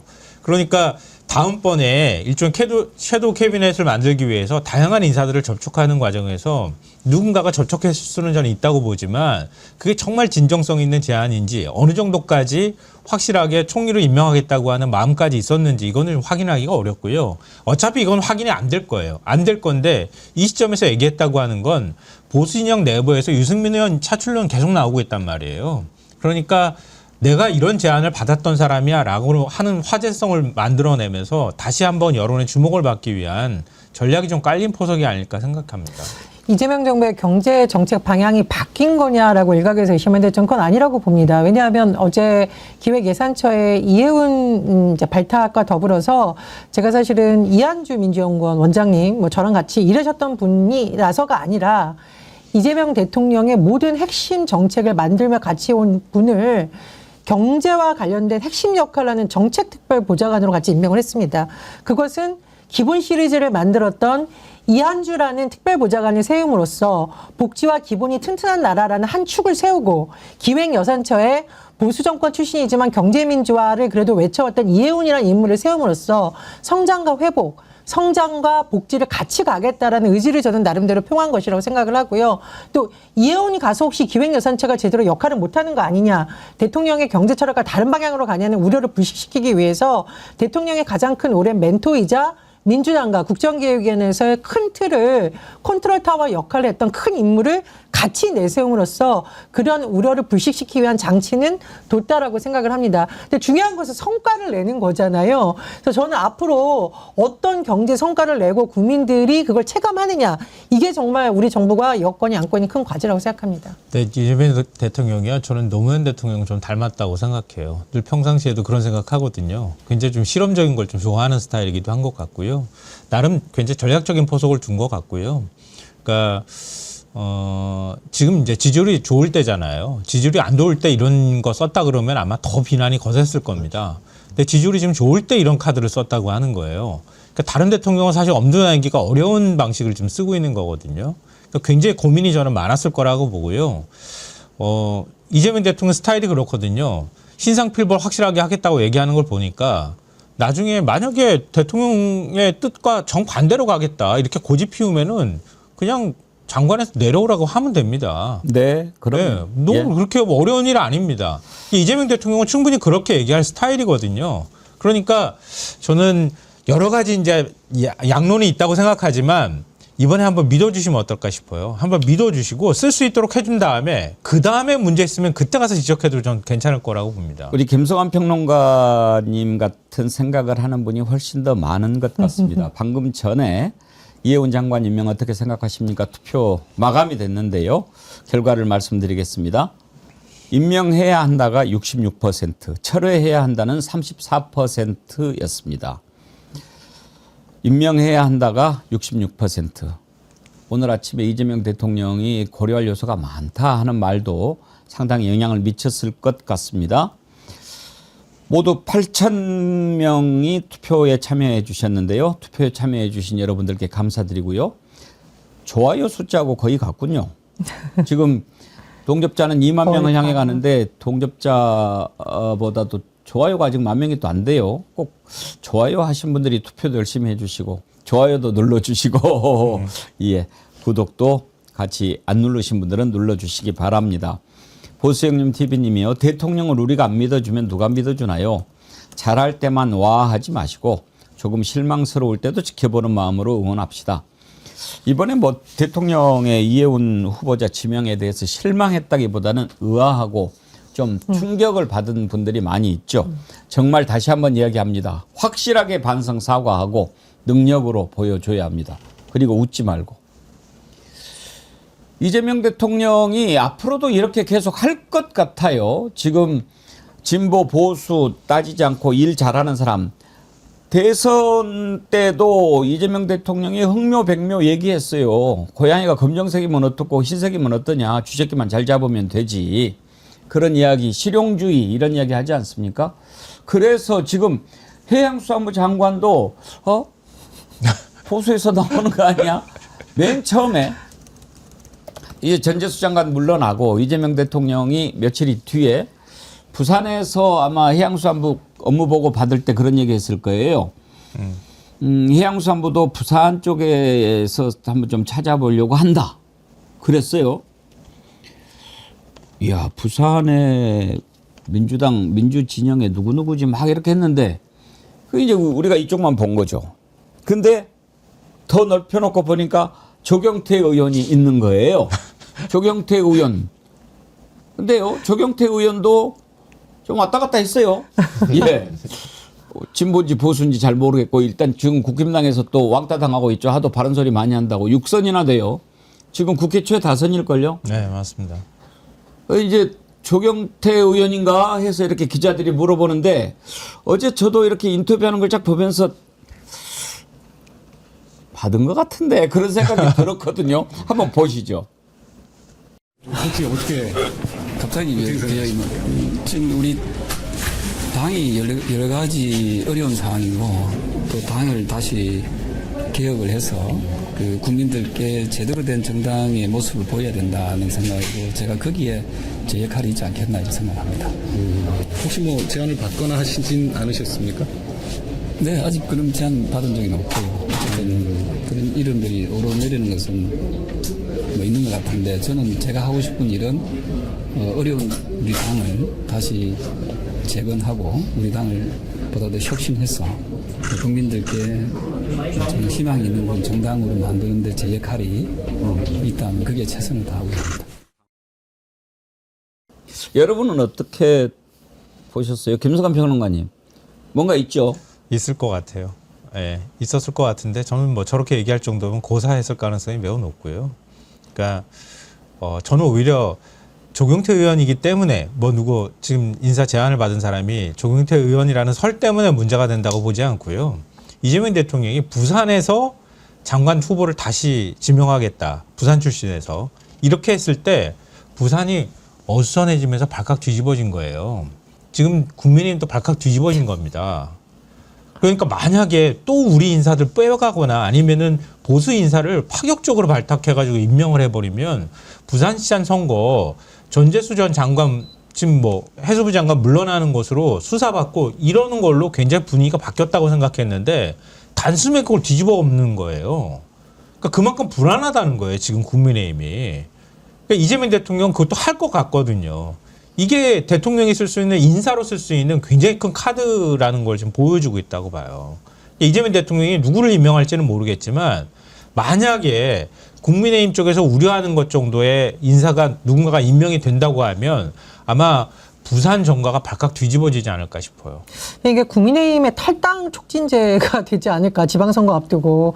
왜냐하면 뭐 정치인들에 대해서 비판적 여론이 있지만 그래도 내가 일은 정말 잘하고 싶다 보수든 진보든 이런 정치인들 상당히 많을 거거든요. 근데 이번에 이혜훈 전 의원 발탁되는 거 보면서 나도 능력 있고 한번 뭐 우리 동네 지역 살리는 거 한번 일해보고 싶다. 이런 사람들이 그래 굳이 뭐 국민의힘에서 희망이 없다면 계속 뭐 윤석열 갖고 싸우고 당 내부 권력 투쟁하느니 차라리 탈당을 해가지고 내가 한번 선택을 받아보고 싶다. 이런 마음 가진 정치인들이 있을 거라고 생각을 합니다. 그래서 이게 나쁜 의미의 탈당, 즉 뭐 국민의힘이 수사받고 이러니까 탈당해야지가 아니라 오히려 내가 지역 살리기 위해서 정파를 뛰어넘어 보겠다. 이런 사람들의 탈당을 굉장히 촉진한 한 요인이 될 수 있을 거라고 봅니다. 보수 진영에서는 김무성 전 의원 되는 거 아니야? 뭐 이런 얘기도 농담삼아 나온다 그래요. 지금 이것도 나와요. 청춘 아재님. 곽규택이면 대박인데. 바로 받을 듯. 홍진기님, 조경태는 그래도 탄핵 때 한 표 던진 사람. 네. 벤자민님, 싫지 않아. 크크크. 부산에서 찾는다 그럴 때 저도 부산에 아는 분 한 분 있는데 부산이대인님이라고.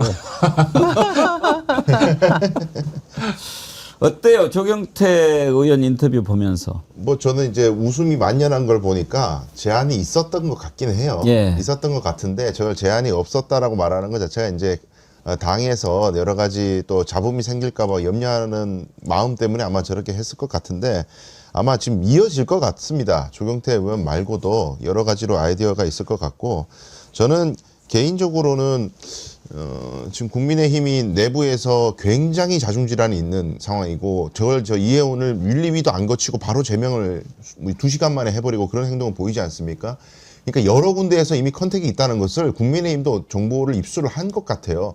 그러다 보니까 본보기로 완전히 신속하게 그렇게 한 것 같은데 뭐 법적인 문제는 차치하고서라도 저는 국민의힘이 역시 이제 정치 정당으로서의 생명력이 없는 이익 집단이구나 이 생각을 또 하게 된 것이 자기들이 진짜 정치 철학을 가지고 있고 대한민국을 좋은 나라로 만들기 위한 이념이 있고 자기가 정치를 하기 위한 목적과 타당성이 있다면은 이해훈이라는 사람이 국무회의에 들어가가지고 전부 다 민주당 사람들로 앉아다 있는 그 공간에서 생중계되잖아요. 요즘 국무회의가. 거기서 반대 의견 얘기하고 이건 이렇게 가야 됩니다. 다른 시각에서 막 얘기를 하고 국민의힘이 원하는 자기네들의 정치 철학을 얘기하면서 뭐 설득도 하고 또 국민들에게 또 여론 형성도 하고 그 기회로 삼아야죠. 의원수도 요거밖에 안 되는 그 정당이 이런 통로를 그냥 갖다 차버리고 그냥 제명을 해버려? 뭐 앞으로 정치는 뭐 바깥에 텐트에서만 할 거예요? 맨날 단식 투쟁할 거야? 이게 아예 정치할 생각이 없는 거예요. 권력을 잡으려는 생각만 있지 철학이 없다는 거예요. 이 사람들은. 이런 정당은 정당으로서의 존재 가치가 없습니다. 이재명 후보 시절에 신었던 운동화라든가 넥타이 기억하실까요? 다 파란색인데 거기 보면 빨간색이 살짝 들어가 있거든요. 대통령 오늘 메시지를 보면 빨간색도 국민이다. 다 파란색만으로 나라를 운영할 수 없다라는 취지의 말씀을 하신 게 아마 이해운 기획 예산처 발탁의 배경이 아닐까 그런 생각이 듭니다. 예. 하여튼 오늘 논란의 두 가지 살펴봤는데요. 참 많은 생각을 합니다. 무릇 공직에 나가고자 하는 자는 자기의 모든 것을 살펴봐야 합니다. 내가 나갈 만한가? 나가서 제대로 할 수 있는가? 그리고 때를 잘 알아야죠. 이재명 대통령이 이렇게 발탁하고 이러는 거를 보면서 얼핏 그런 생각도 드네요. 이제 저 당 곧 없어질 거 아닙니까? 그럼 폐점 돼버린 데서 이렇게 찾으면 다 뭐 때 묻어서 못 쓰죠. 없어지기 전에 쓸만한 거 골라서 빼는 것도 괜찮을 것 같다는 생각도 들기는 합니다. 예. 오늘 설문조사까지 이렇게 참여해 주신 여러분들께 진심으로 감사드리고요. 제가 소개해드린 분은 댓글 소개해드린 분은 신청해 주십시오. 저희가 준비한 선물 보내드리도록 하겠습니다. 1부는 여기까지 하고 오늘 또 민주당 관련해서 중요한 게 많은데 2부에서 민주당의 김병주 의원 모시고 더 깊이 한번 들여다보도록 하겠습니다. 함께해 주신 김성환 평론가님, 전혜원 원장님, 강수영 변호사님 우리 내년에 보내. 네, 그러네요. 2026년에 건강하게 봅시다. 예, 네. 수고하셨습니다. 감사합니다. 감사합니다.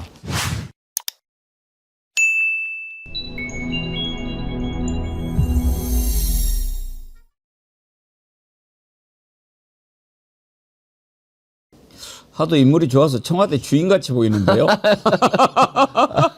이재명 정부 성공을 견인하는 김병주입니다. 청와대 참 들어가는 모습 보니까 네. 그래 바로 이거야 막 그런 생각 들지 않았습니까? 네, 그럼요. 완전 감격이었죠. 역사적인 순간 아니겠습니까? 아무래도 용산에 가 계실 때는 그냥 뭐 잠깐 가 있는 그런 느낌. 그리고 왠지 가고 싶지 않은데 어쩔 수 없이 가 있는 느낌이었잖아요. 그러니까요. 청와대 오니까 너무 좋아요. 네, 불의의 역사를 뒤로 하고 정의의 역사를 세우는 비정상의 정상화를 세우는 역사적인 순간이었고요. 오늘 진짜. 안 좋은 이야기가 많은데 그래도 청와대 이렇게 그 브릿지 영상을 가지고 오셔가지고 그나마 웃고 시작하는데 그러니까요. 이제부터 웃을 일이 별로 없습니다. 청와대 얘기 더 하시죠. 그래요. 그래도 올해가 가기 전에 청와대 들어가셔가지고 더 의미가 있는 것 같아요. 네. 저는 진짜 눈을 감고도 용서 못하겠다고 공언을 했던 분야가 이 윤석열 내란수계가 국방부 건물을 뺏어서 청와대를 이전하는 거였어요. 그때 국방부의 고충이 이만저만이 아니었거든요. 아무런 조치도 안 하고 너 나가 하고 2달 만에 하니까 국방부에서는 또 어쩔 수 없이 합참 자기 예하부대 너 나가 하고 합참에서는 시설본부에 나가라고 하고 그렇게 연쇄적으로 5번이나 이렇게 이전이 된 겁니다. 아니, 다른 부처도 아니고 국방부는 보안이나 이런 게 얼마나 중요합니까? 그런데 그런 거를 다 옮기려면 불가능한 거 아니에요? 그러니까요. 5,000년 역사를 통해서 그런 지도자는 없었죠. 뭔가 마련해주고 이전하든가 해야 된다. 아무런 대책도 없이 그렇게 해서 제가 엄청 그때도 분노하고 대통령실 졸속 이전에 대해서 그때 엄청 공격을 했는데 이제 비정상의 정상화가 이루어져서 감격스럽죠. 그러니까요. 그리고 저긴 또 역사가 깃들어 있는 데잖아요. 대통령께서 저기 근무하면은 역대 대통령과의 대화도 하는 거고 역사와의 대화를 하면서 미래로 나아가는 그런 역사적이고 또 외국 기빈이 와도 상징성이 있지 않습니까? 기와집과 뒤에 북악산, 자연과 앞에는 또 경복궁 고궁과 어우러져서 한국을 알릴 수 있는 그런 좋은 곳인데 저걸 버리고 우리 그 경주에서 에이펙 열렸을 때 네. 트럼프 대통령 이렇게 맞이하고 그럴 때 취타대 연주하고 그랬지 않습니까? 네네. 물론 경주도 천년고도니까 어울렸지만 외빈들 국빈들이 왔을 때 우리 청와대 배경으로 그렇게 해도 얼마나 잘 어울리겠습니까? 그렇죠. 저 앞마당 또 잔디도 넓거든요. 예. 영빈관 앞이 아주 넓고 하니까 얼마나 좋습니까? 네네. 그리고 사실 저 안에 그 대통령 관저까지 다 있으니까 사실 주민들, 시민들의 불편을 끼치지 않잖아요. 한남동에 있으니까 왔다 갔다 하면서 시민들의 교통권, 통신권 이런 것도 제한이 됐고요. 경호 소요도 낮에 밤 다 그 2중, 3중은 들었고. 제가 보기에 네. 윤석열이가 청와대 나온 것을 가장 후회한 것은 아마 이거였을 거예요. 가짜 출근했을 때. 네. 그러니까요. 청와대 안 나왔으면 내가 늦게 가는지 아는 놈이 아무도 없었을 텐데 밤새 술 마셔도 몰랐을 텐데 이게 제일로 후회하는 순간이었을 거예요. 맞아요. 그렇죠. 그러면 그 있으면은, 가짜 쇼고 그럴 필요도 없잖아요. 네. 누가 알아? 박근혜는 출근도 안 하고 관저에서 그러니까요. 그 업무 본 적도 많잖아요. 박근혜도 그랬잖아요. 네네. 그러니까 뭐 그때 김기춘 비서실장 뭐 네. 대통령은 뭐 침대나 뭐 어디나 뭐 계시면 다 그게 직무라고 네. 그따위 소리 하고 그러지 않았어요? 그러니까요. 네네. 아이고 참. 아무튼 다시 이렇게 돌아간 거 네. 국민들이 진심으로 기뻐하고 하필이면 이래 어제 들어가는 날 좀 환영 행사도 하고 그러면 좋았을 텐데 어제가 또 그렇죠. 그 제주항공 저격기 참사 1주기 되는 날이잖아요. 네, 예. 그러니까 또 그렇게 축하하는 것도 마땅치 할 수도 없고 그래서 대통령이 했는데 1년 전에 그 참사 났을 때 아마 김병주 네, 최고위원님 갔었죠. 현장에 가셨었죠. 네, 그때 그 갔었죠. 모습을 직접 보셨을 아이고 텐데. 그러니까요.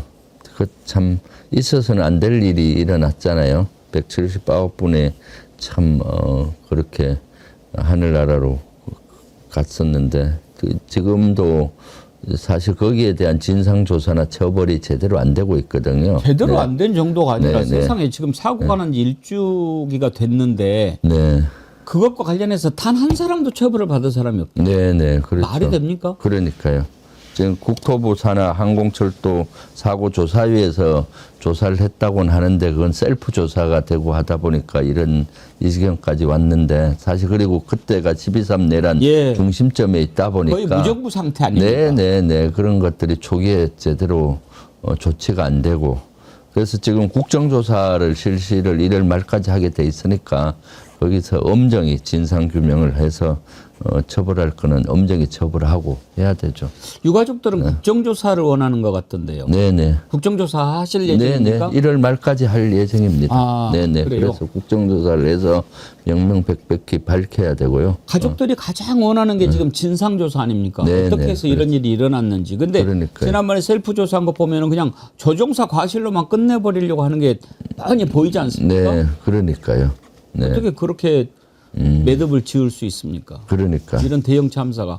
네. 그때 사고 조사에 참여했던 한 사람 얘기 들어보니까 자기가 지금까지 보았던 여러 참사 중에서 최악이었다 이런 얘기를 하더라고요. 그렇죠. 사실은 뭐 그때 나서는 안 될 사고였는데 그렇죠. 그래서 여러 가지 시스템의 문제가 있고 한 걸로 보이는데 정확히 조사하고 다시는 그런 일이 일어나지 않도록 하고 유가족에 대한 보상이나 이런 것도 아주 철저히 이루어져야 되는 거죠. 네. 그래요. 그때 김병주 최고위원님 그때 현장에 가셔서 위로하고 네. 그랬던 기억나고 그때 우리 정어리 네. 몰도 그 현장에 이렇게 필요한 네. 물품들을 좀 많이 제공도 하고 그렇게 네. 했었고 우리 애청자님들도 돕는 손길을 많이 보내주셨고 그랬고 네, 그렇죠. 어려운 일이 생기면 다 하나가 되는 그런 국민들인데 아, 그럼요.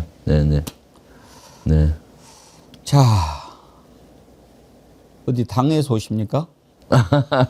네, 조금 전에 3대 종합특검 대응위원회 예. 이제 끝났지 않습니까? 예. 그래서 위원회 회의하고 오는 길입니다. 다루기 힘든 문제지만 다루고 갑시다. 네네. 김병기 원내대표 네. 제가 지난주에 진작에 얘기를 했어요. 그렇죠. 네. 그만두는 게 맞다. 네. 그거는 일단 자기 자신이 떳떳하게 모든 일을 했는데 보좌진들이 잘못했으면 그건 뭐 정리하는 게 맞죠. 네. 그런데 보좌진들이 공개하고 까발리는 게 네가 이런 짓을 해놓고 우리를 잘라 이거잖아요. 그럼 네. 자기 자신을 돌아봐야지.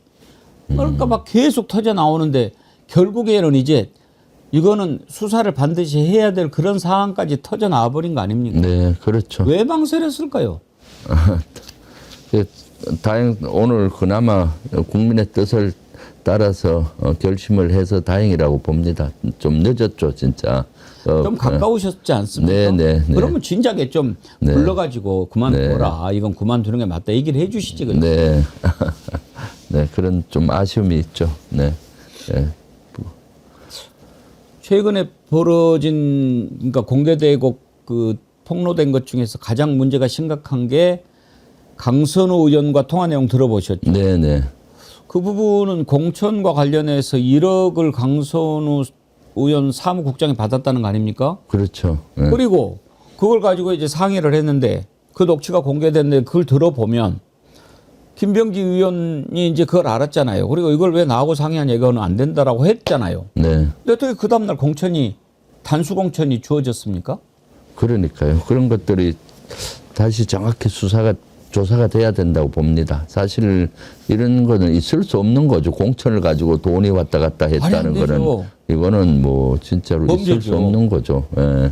그러니까 이런 조사를 확실히 해서 실제 다시는 이런 일이 없도록 하고 만약 그런 일이 있었으면 그때 바로 조치를 했었어야 되는데 그런 아쉬움이 있죠. 네. 아무튼 수사해야 될 사안입니다. 이제 네. 뭐 원내대표 물러나고 이거는 아무것도 아니게 됐어요. 그럼요. 이런 네. 일을 가져온. 근데 보좌관 강선우 의원도 지난번에 여가부 장관 후보자 됐다가 보좌관 문제로 낙마한 사람 아닙니까? 네, 그렇습니다. 네. 우리 김병주 의원님은 이렇게 일하시고 그런 거 보면은 보좌진하고 사이가 겁나게 좋더만. 네, 좋습니다. 원칙이 뭐예요? 아니 왜 제가 지난번에 네. 삶의 원칙 몇 가지 여쭤봤잖아요. 네. 그때 참 예를 들면은 네. 뭐 여성을 만날 때는 문을 항상 열어놓고 네. 만난다든지 뭐 이런 것들 네. 문제 안 생기게. 네. 그럼 보좌진을 대할 때 나름 원칙 같은 게 있으실 거 아니에요. 그렇죠. 보좌진 제 측근들이 사실은 평가를 제일 잘하지 않습니까? 측근들에게 늘 인격적으로 존중해주고 또 그 측근들은 오히려 마음을 읽기가 쉽잖아요. 그래서 얘기하기 전에 알아서 먼저 해주고 그런 거죠. 예를 들어서 야근하면 내일 오전에 좀 쉬고 오후에 와라 하고 탄력적인 근무를 시킨다든가 그런 또 야근하면 또 노고를 또 인정을 해주고 또 등등 인정해주고 칭찬해주고 같이 동고동락도 하고요. 그렇게 하는 자세가 저는 중요하다고 보거든요. 늘 같이 가족처럼 같이 먹으려고 하고 같이 웃고 같이 슬퍼하고 그런 거가 이제 보좌진인데 보좌진들을 이제 자기 어떤 뭐라고 할까 아랫사람 같이 이렇게 다루다 보면은 저런 문제가 생길 수가 있죠. 네. 하여튼 인격적으로 대한다는 게 말은 쉬워도 네. 정말 나의 모든 것을 다 드러내놓고 이렇게 하는 거 참 쉽지 않은 일이죠. 네. 알겠습니다. 근데 리더십은 간단해요. 우리가 유치원에서 이미 다 배웠어요. 자기가 할 일은 자기 스스로 해라. 저는 군에 있을 때도 늘 그거를 우리 부하 지휘관들한테 강조했어요. 우리 리더십은 특별한 거 없다. 이미 유치원에서 다 배웠다. 초등학교. 자기가 할 일은 스스로 해요. 그러니까 예를 들어서 위로 올라가면 자기 할 일을 스스로 하면 되는 거예요. 근데 시키려고 하잖아요. 예를 들어서 저는 커피 같은 경우도 자기가 내려서 뭐 하시면 되고 손님이 왔을 땐 어쩔 수 없이 좀 이렇게 하지만은 대부분은 자기 하는 걸 하면 되는데 시키잖아요. 예. 그리고 자기 할 일도 가급적이면 자기가 하고 자기 가족 일은 가족이 알아서 하는 거고. 맞습니다. 그래서 그런 것들 공사 구분을 명확히 하면서 자기가 할 일을 자기 스스로 해야 되는데 자꾸 시키려고 하다 보면은 이제 신종 갑질이 될 수가 맞습니다. 있는 거죠. 네. 역시 우리 주불리 김병주 의원님 만나면은 참 세상 많이 생각하게 되고 자신을 돌아보게 되고 그렇습니다. 네, 네. 그 말씀하시니까 우스개 퀴즈 하나 낼까요? 네. 장관 3명이 엘리베이터를 탔는데 네. 엘리베이터가 안 움직였대요. 네. 왜 그런지 아십니까? 엘리베이터 이걸 누르지 않아서 그런 거 아니에요? 아무도 안 누른 거지. 맨날 남이 눌러주니까 그렇죠. 보좌관이 네. 눌러주고. 그렇죠. 그러니까 엘리베이터가 안 움직였대요. 맞아요. 그럴 수 있죠. 그러니까 늘 습관이 그렇게 무서운 겁니다. 스스로 이렇게 하려고 하고 해야 자기 할 되는데. 일은 스스로 해요. 네, 네. 예. 네. 그 이해운 장관 후보자 지명했을 때 참 많은 국민들이 놀랐지 않습니까? 네, 저도 뭐 놀라셨죠? 깜짝 놀랐습니다, 진짜. 네. 근데 이제 오늘 아침에 네. 대통령이 국무회의에서 참 그 고려해야 될 것이 많다 네. 이런 이야기도 하시고 그래서 우리가 오늘 긴급 투표를 한번 했어요. 네. 이해운 장관 임명 어떻게 생각하십니까? 임명해야 한다, 철회해야 된다. 모두 12시까지 8,000명이 투표에 참여해 주셨는데 결과가 어떻게 나왔냐면요. 네. 임명해야 한다가 66%, 아, 네, 네. 철회해야 한다는 34%. 네. 그러니까 대통령이 66, 네. 이렇게 결정을 하셨으니까 우리가 한번 좀 대통령을 믿고 네. 따라보자. 네. 이렇게 지금 생각하는 분이 거의 절반 배 차이 되는 거예요. 그렇죠. 네. 그만큼 우리 이재명 대통령에 대한 신뢰가 높다는 거 아니겠습니까? 일단 이재명 대통령께서 임명했으니까 지켜보자라는 거 아니겠습니까? 의원님도 같은 생각이십니까? 일단은 뭐 지켜보는데 그냥 지켜만 봐서는 안 되고 제가 봤을 때는 그것은 이재명 대통령 임명에 대해서는 존중하고 하지만은 이해원 장관 지명자가 풀어야 될 게 많죠. 왜냐하면 우리가 가장 지금 중요하게 생각하는 게 내란 척결인데 내란을 동조했지 않습니까? 그렇기 때문에 그러한 분야에 대해서는 본인이 진짜로 진심으로 사과하고 국민께 그리고 앞으로 다시는 그러지 않겠다 윤내 의견과 단절을 하고 그렇게 해서 국민을 설득을 시키는 것을 해야 된다고 봅니다. 그리고 또 그런 노력을 통해서 이제 국민들 특히 당원들의 거부 반응이 많지 않습니까? 그런 것들을 좀 이해시키고 해야만이 이재명 대통령께서 통합 협치의 목적으로 임명한 국민 통합의 목적으로 임명한 그것이 가능한데 저는 오늘 어저께 사실 첫 기자들 앞에 섰을 때 할 줄 알았는데 그 전혀 어제 얘기를 안 하더라고요. 그거를 물어보니까 오늘은 네. 뭐 이것만 얘기하고 네. 간다고 그러길래. 그러니까 어제 좋은 기회를 놓쳤고요. 예. 사실은 오늘 잠깐 얘기는 하긴 했지만은 오늘 그 정도는 저는 미진하다고 봐요. 사실은 내란은 지금 이재명 정부가 어떻게 탄생이 됐습니까? 12.3 내란을 국민들과 함께 극복하고 이재명 정부를 만들어졌고 지금 시대적인 가업은 내란 척결이잖아요. 그런데 내란을 동조했기 때문에 조금 더 겸손한 자세로 진짜 국민께 석고대죄하는 마음으로 사죄 드리고 또 그 행위에 대해서 다시는 안 그러겠다는 그런 것도 하고 윤의개인에 대한 단절 이런 것들을 더 의지를 강하게 해야 된다라는 생각을 하고 있습니다. 일단은 사과를 했는데 그 사과를 오늘 아침에 듣고 패널들도 조금 약하다 이런 생각을 네, 약하죠. 많이 하더라고요. 그렇게 네. 느끼셨어요? 네, 네, 그렇죠. 그 정도 갖고는 안 되죠. 예. 네, 네, 진짜. 네. 그래서 이재명 대통령께서도 그 비슷한 생각을 하시는 것 같아요. 임명은 했지만은 청문회 과정이 있기 때문에 국민에게 그 이해를 구하고 국민이 결심할 수 있게 이해운 장관 지명자는 해야 된다. 그런 것들을 강하게 말씀하셨잖아요. 이런 혹시 분위기는 당 내에 없습니까? 뭐 실용주의 좋다, 탕평책 좋다. 그래도 우리가 정권 잡았는데 우리 쪽에는 그렇게 사람이 없냐? 왜 그렇게만 갖다 쓰냐? 막 이렇게 좀 볼멘 소리는 없습니까? 그런 볼멘 소리도 사실은 국회의원 간에는 있죠. 특히 보수 인사를 쓰는 거야 쓸 수가 있는데 내란과 관련돼 있는 내란을 옹호하는 사람을 쓰는 거에 대해서는 붕괴하는 분도 많고요. 저도 처음에 딱 들었을 때, 이거 뭔가 잘못된 거 아니야? 라는 생각을 했었거든요. 그럼에도 불구하고 이재명 대통령이 뭔가 큰 뜻이 있으니까 했겠지, 지켜보자 하면서 본인이 이건 잘 풀어야 되겠다 했는데 지금 풀어가는 수준이 약하다라고 보여지고 있거든요. 지금 사실 이재명 대통령께서 후보 시절에도 그 통합 정치를 하겠다. 대통령 되시고도 민주당의 후보로 대통령이 되셨지만은 국민의 대통령이다. 보수 진보 할 것 없이 국민을 대표하기 때문에 통합과 협치가 중요하다 해서 그동안 쓰신 분들이 몇 분 있잖아요. 송미령 그 장관이나 권오울 장관 이런 분들은 특히 권오울 이런 분들은 부담 전혀 그 저항이 없었어요. 왜냐하면 이미 대선 과정에부터 우리 진영이 그랬죠. 와서 대선에 기여했기 때문에 그럼 뭐 잘된 인사라고 그때 얘기했고요. 송미령 장관은 좀 말이 많았죠.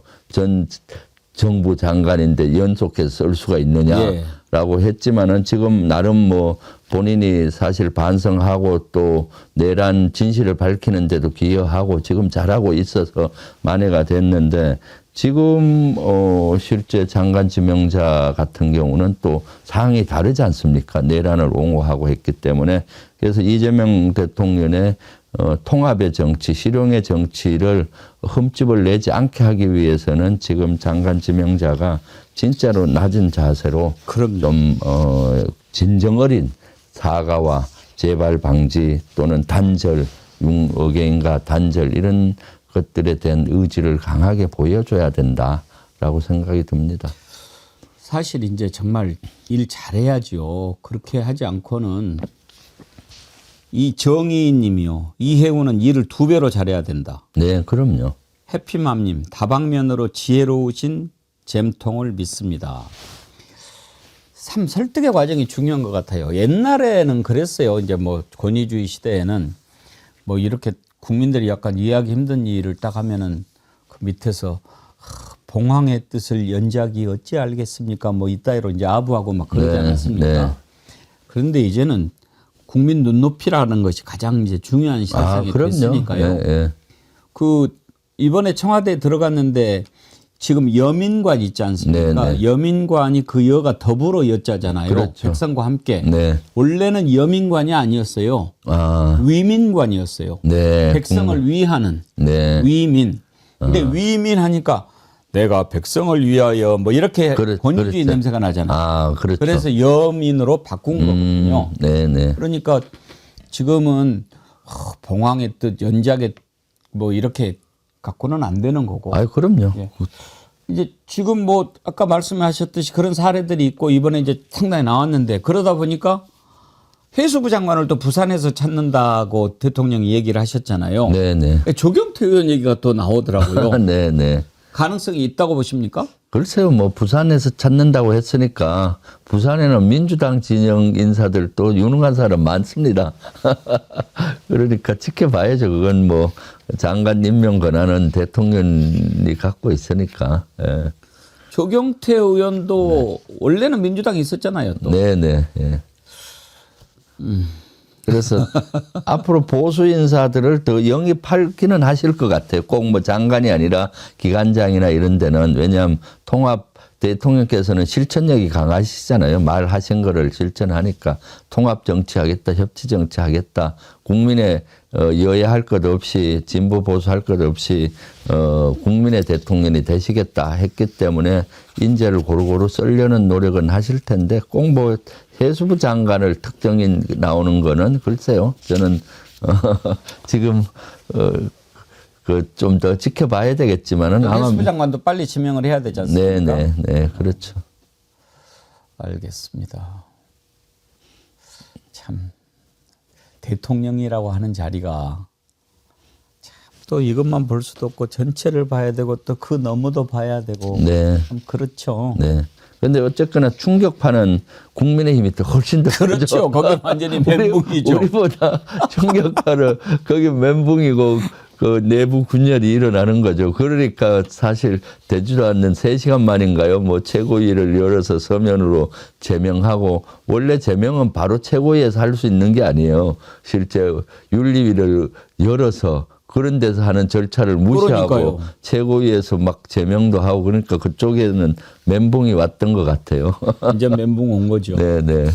근데 그런 시각도 있던데 저는 별로 동의가 안 되는데 이재명 대통령이 이렇게 사람 쓰는 거를 지방선거용이다. 그렇게 얘기하는 사람도 있던데요. 어떻게 네. 생각하십니까? 저는 뭐 이재명 대통령 철학이 그 녹아 있다고 봐요. 항상 대표 시절에도 반대하는 사람을 꼭 썼었거든요.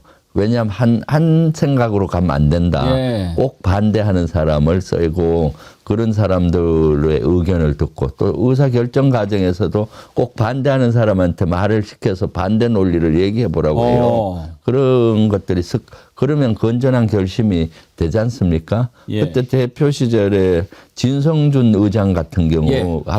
정책의장 그 전에 했었는데 이재명 대통령의 정책 그 당시 대표 정책을 몇 개 반대를 했었어요. 그래서 일반 당원들은 진성준 정책의장 안 쓸 것이다 했는데 다시 썼거든요. 그때 논리도 진성준 정책의장은 건전하게 이렇게 반대도 하지만 결정된 거를 가지고 다시 시비 거시는 사람은 아니다. 그러니까 그렇게 해야 건전하다 하는데 지금 뭔 그런 국정 철학이 녹아 들어간 인사다라고 저는 보고 있거든요. 예. 네네. 사실 자신을 반대한 사람을 이렇게 요직에 임명한 걸로 제일 유명한 게 링컨 대통령 아닙니까? 네, 예. 링컨은 아주 자신을 심하게 모욕했던 에드윈 스탠턴이라는 사람을 국방장관으로 임명하고 이런 모습을 보였고 그렇게 하는 것을 보여줬기 때문에 이렇게 훌륭한 대통령으로 남게 됐는데 사실 우리가 뭐 미국 대통령 얼마나 알겠어요? 근데 링컨이 16대 대통령이라는 것까지 알 정도면 네. 훌륭한 대통령인 거죠. 그렇죠.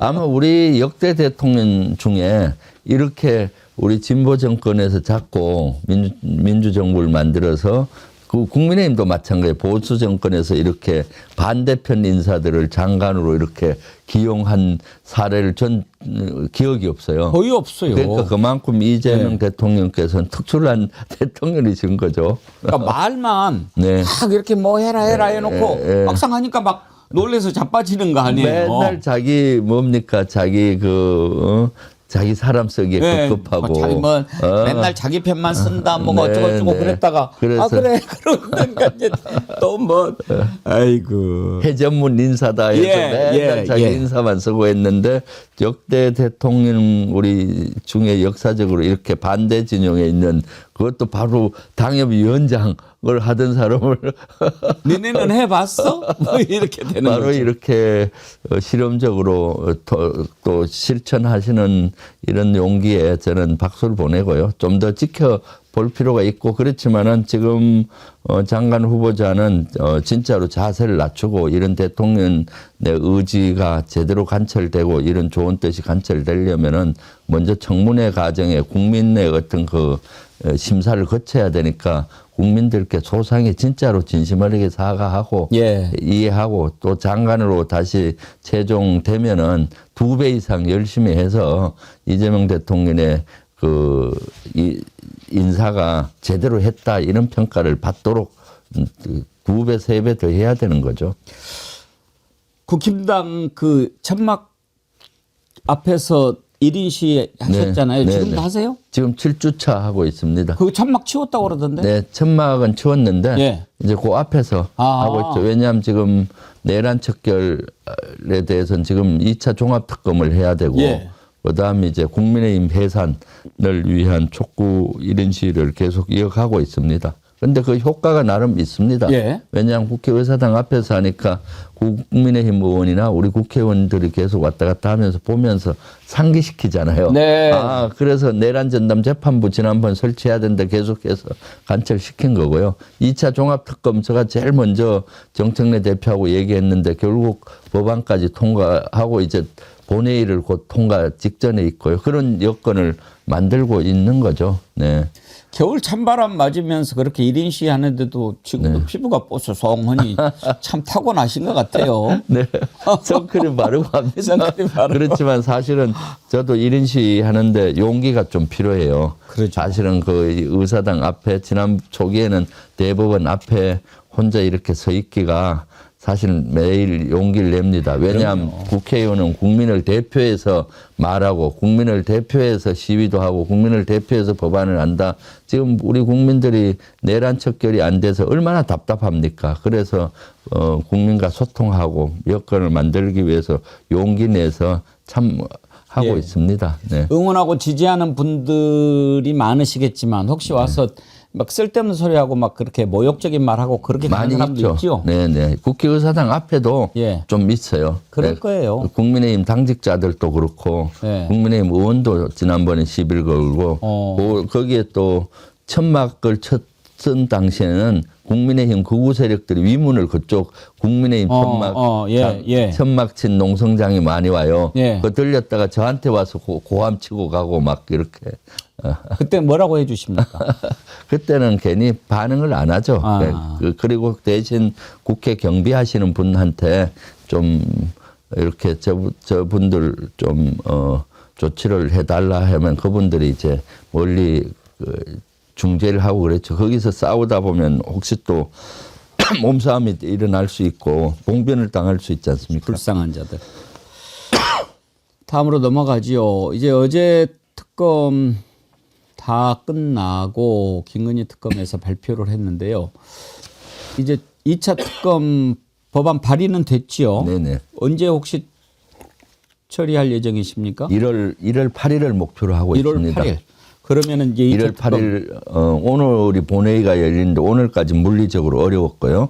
1월 8일이 이제 이번 회기가 끝나는 회기입니다. 그래서 1월 8일을 목표로 지금 하고 있습니다.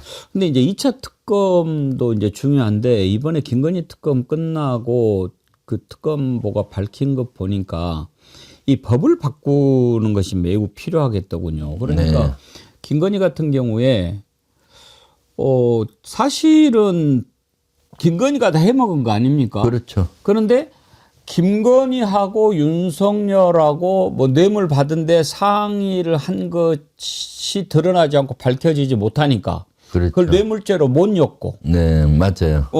그냥 넘어간 거 아니에요? 네. 아니 그런데 생각해 보십시오. 김건희하고 윤석열하고 누가 더 높았어요? 김건희가 높았죠.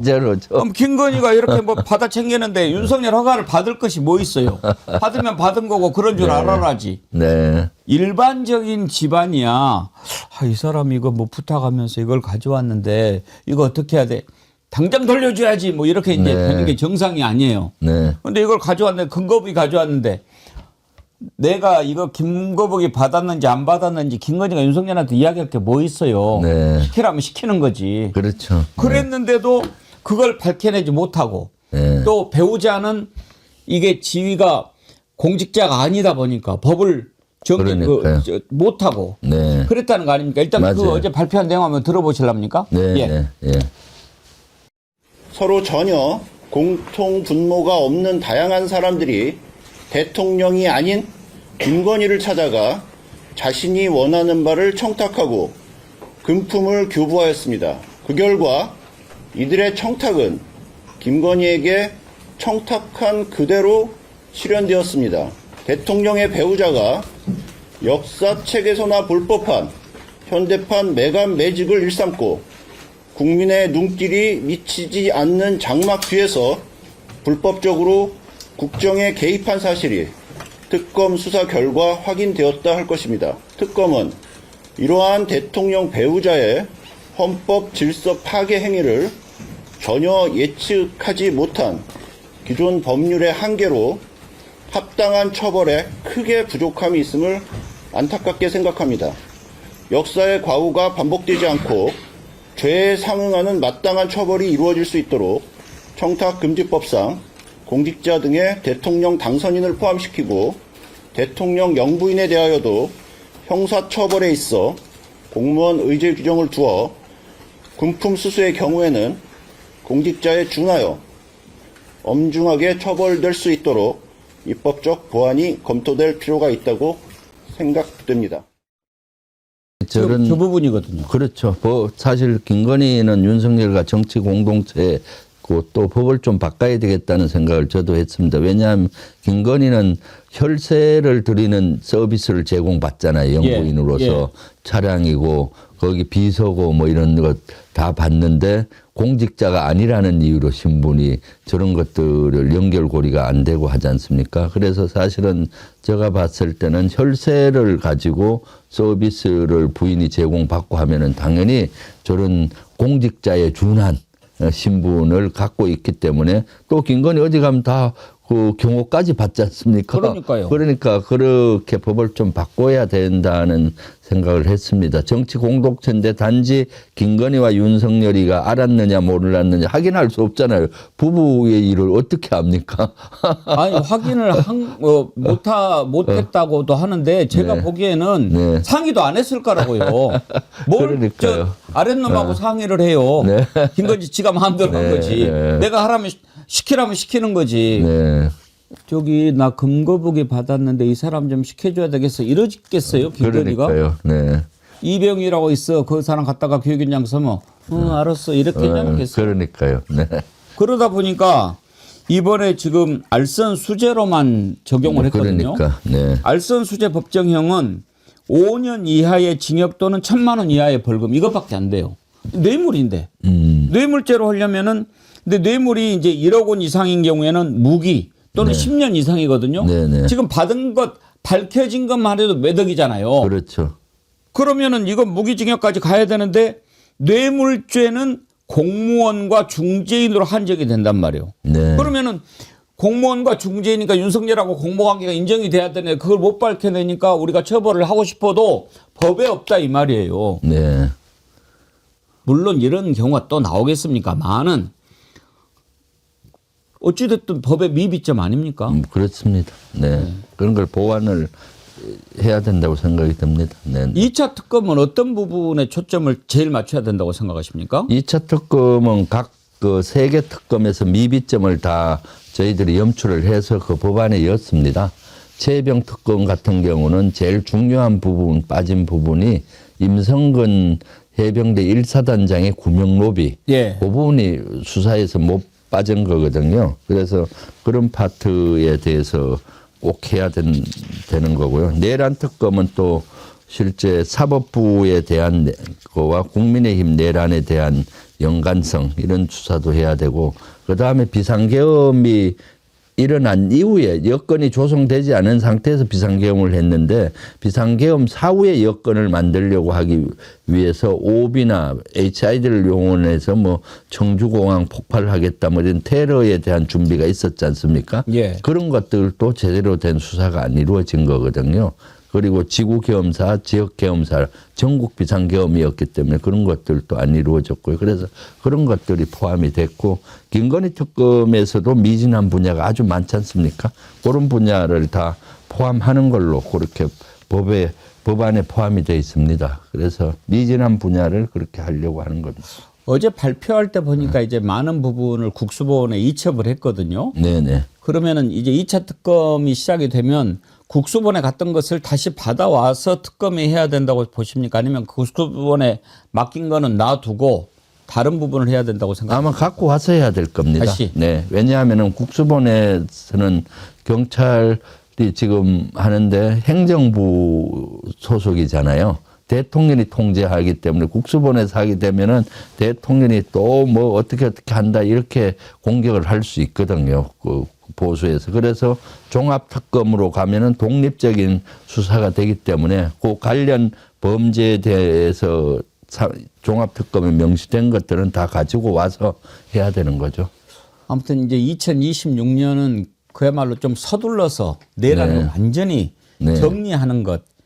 그래야 앞으로 좀 나가지 않겠습니까? 네네. 그렇습니다. 만약에 내란 잔재 청산이 다 끝났다면 이번에 이해운 장관 후보자 지명하는 것도 그렇게 놀랄 일도 아니죠. 아, 그러면 그렇죠. 빨리빨리 그냥 화합해서 나가야 되는데 그러니까.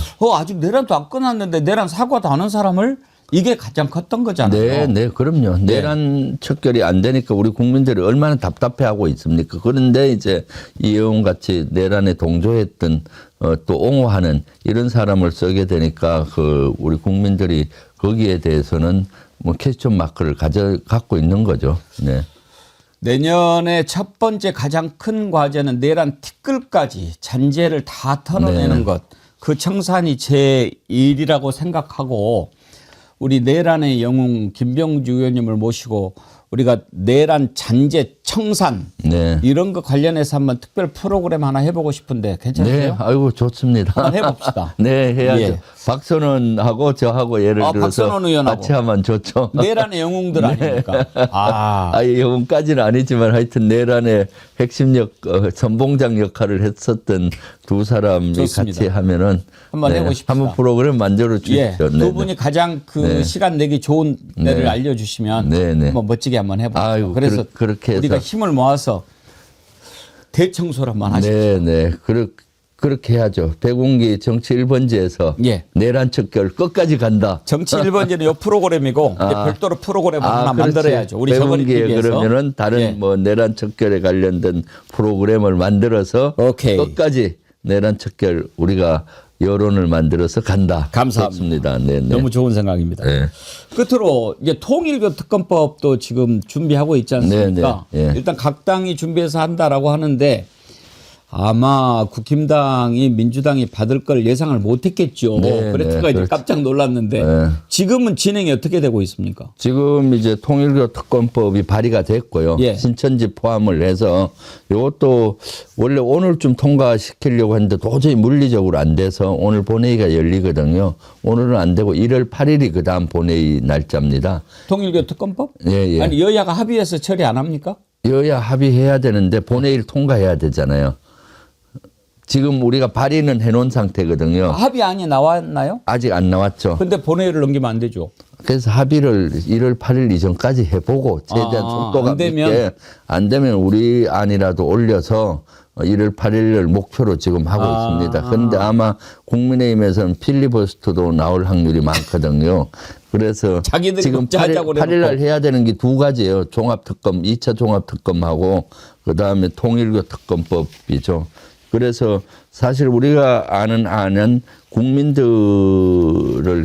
국민들께서 신뢰할 만한 안이잖아요. 왜냐하면 예. 특검 추천이 원래 양당 관여된 당에서 하면 안 되는 여론이 있어서 실제 객관성을 확보하기 위해서 실제 그 세계에서 추천을 하는 걸로 했지 않습니까?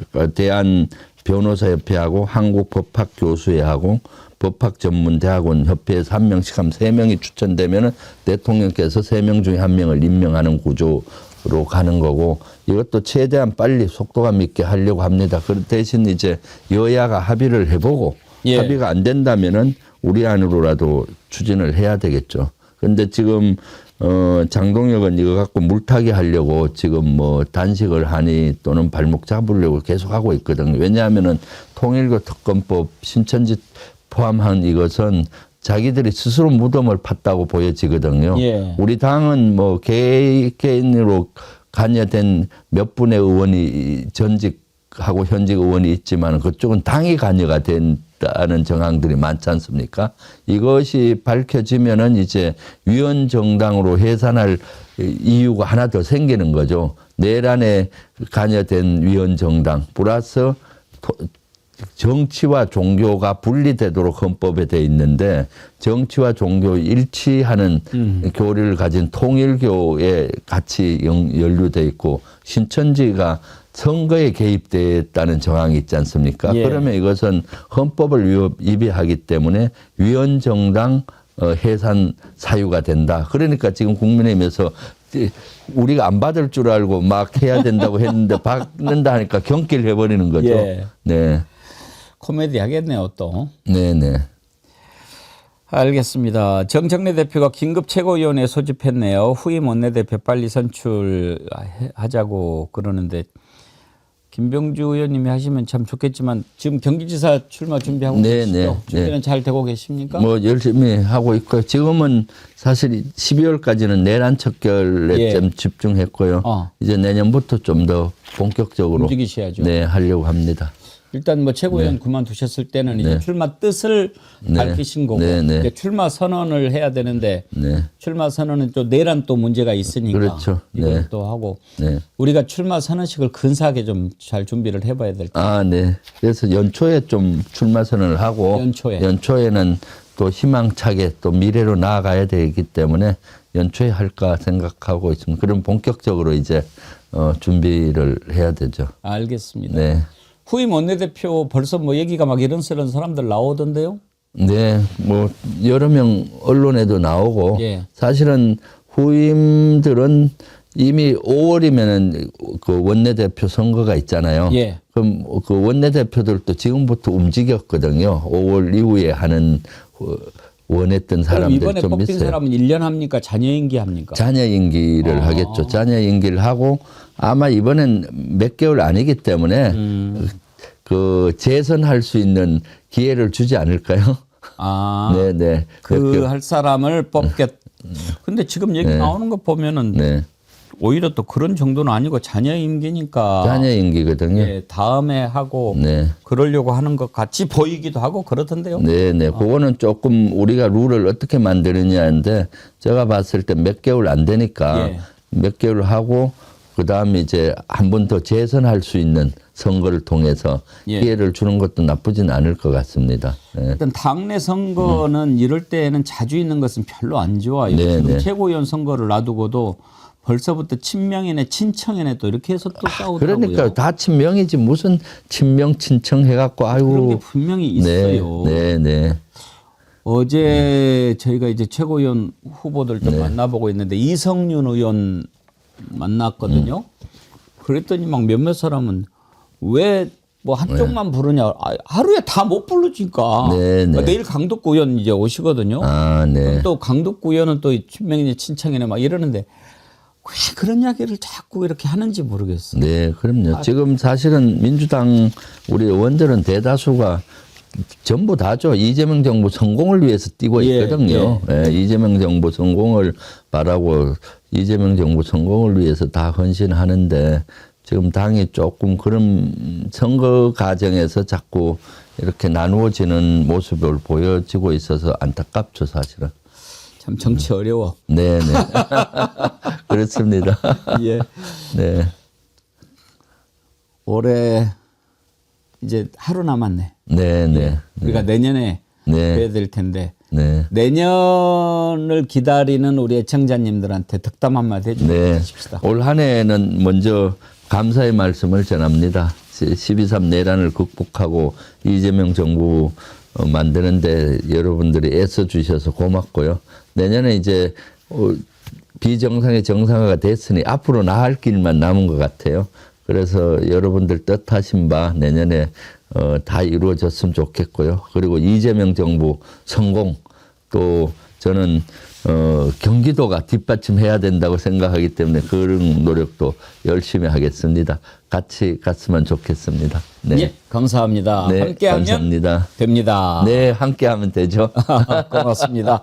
네, 자, 새해 뵙겠습니다. 네, 고맙습니다. 감사합니다. 올 한 해 동안도 우리 민주당의 김병주 의원님께서 최고위원으로 또 한 주도 빠지지 않고 이렇게 나와주셨는데 딱 한 번 이제 캄보디아에 그 현장에 가셨을 때는 못 오셨고 그렇지 않으면 뭐 전화로도 이렇게 성실의 표상입니다. 제가 김병주 의원님 참 존경하고 좋아하는데 1년을 마감하는 자리에서 다시 한번 감사의 말씀을 드립니다. 내년에 더 힘차게 찾아뵙기로 하고요.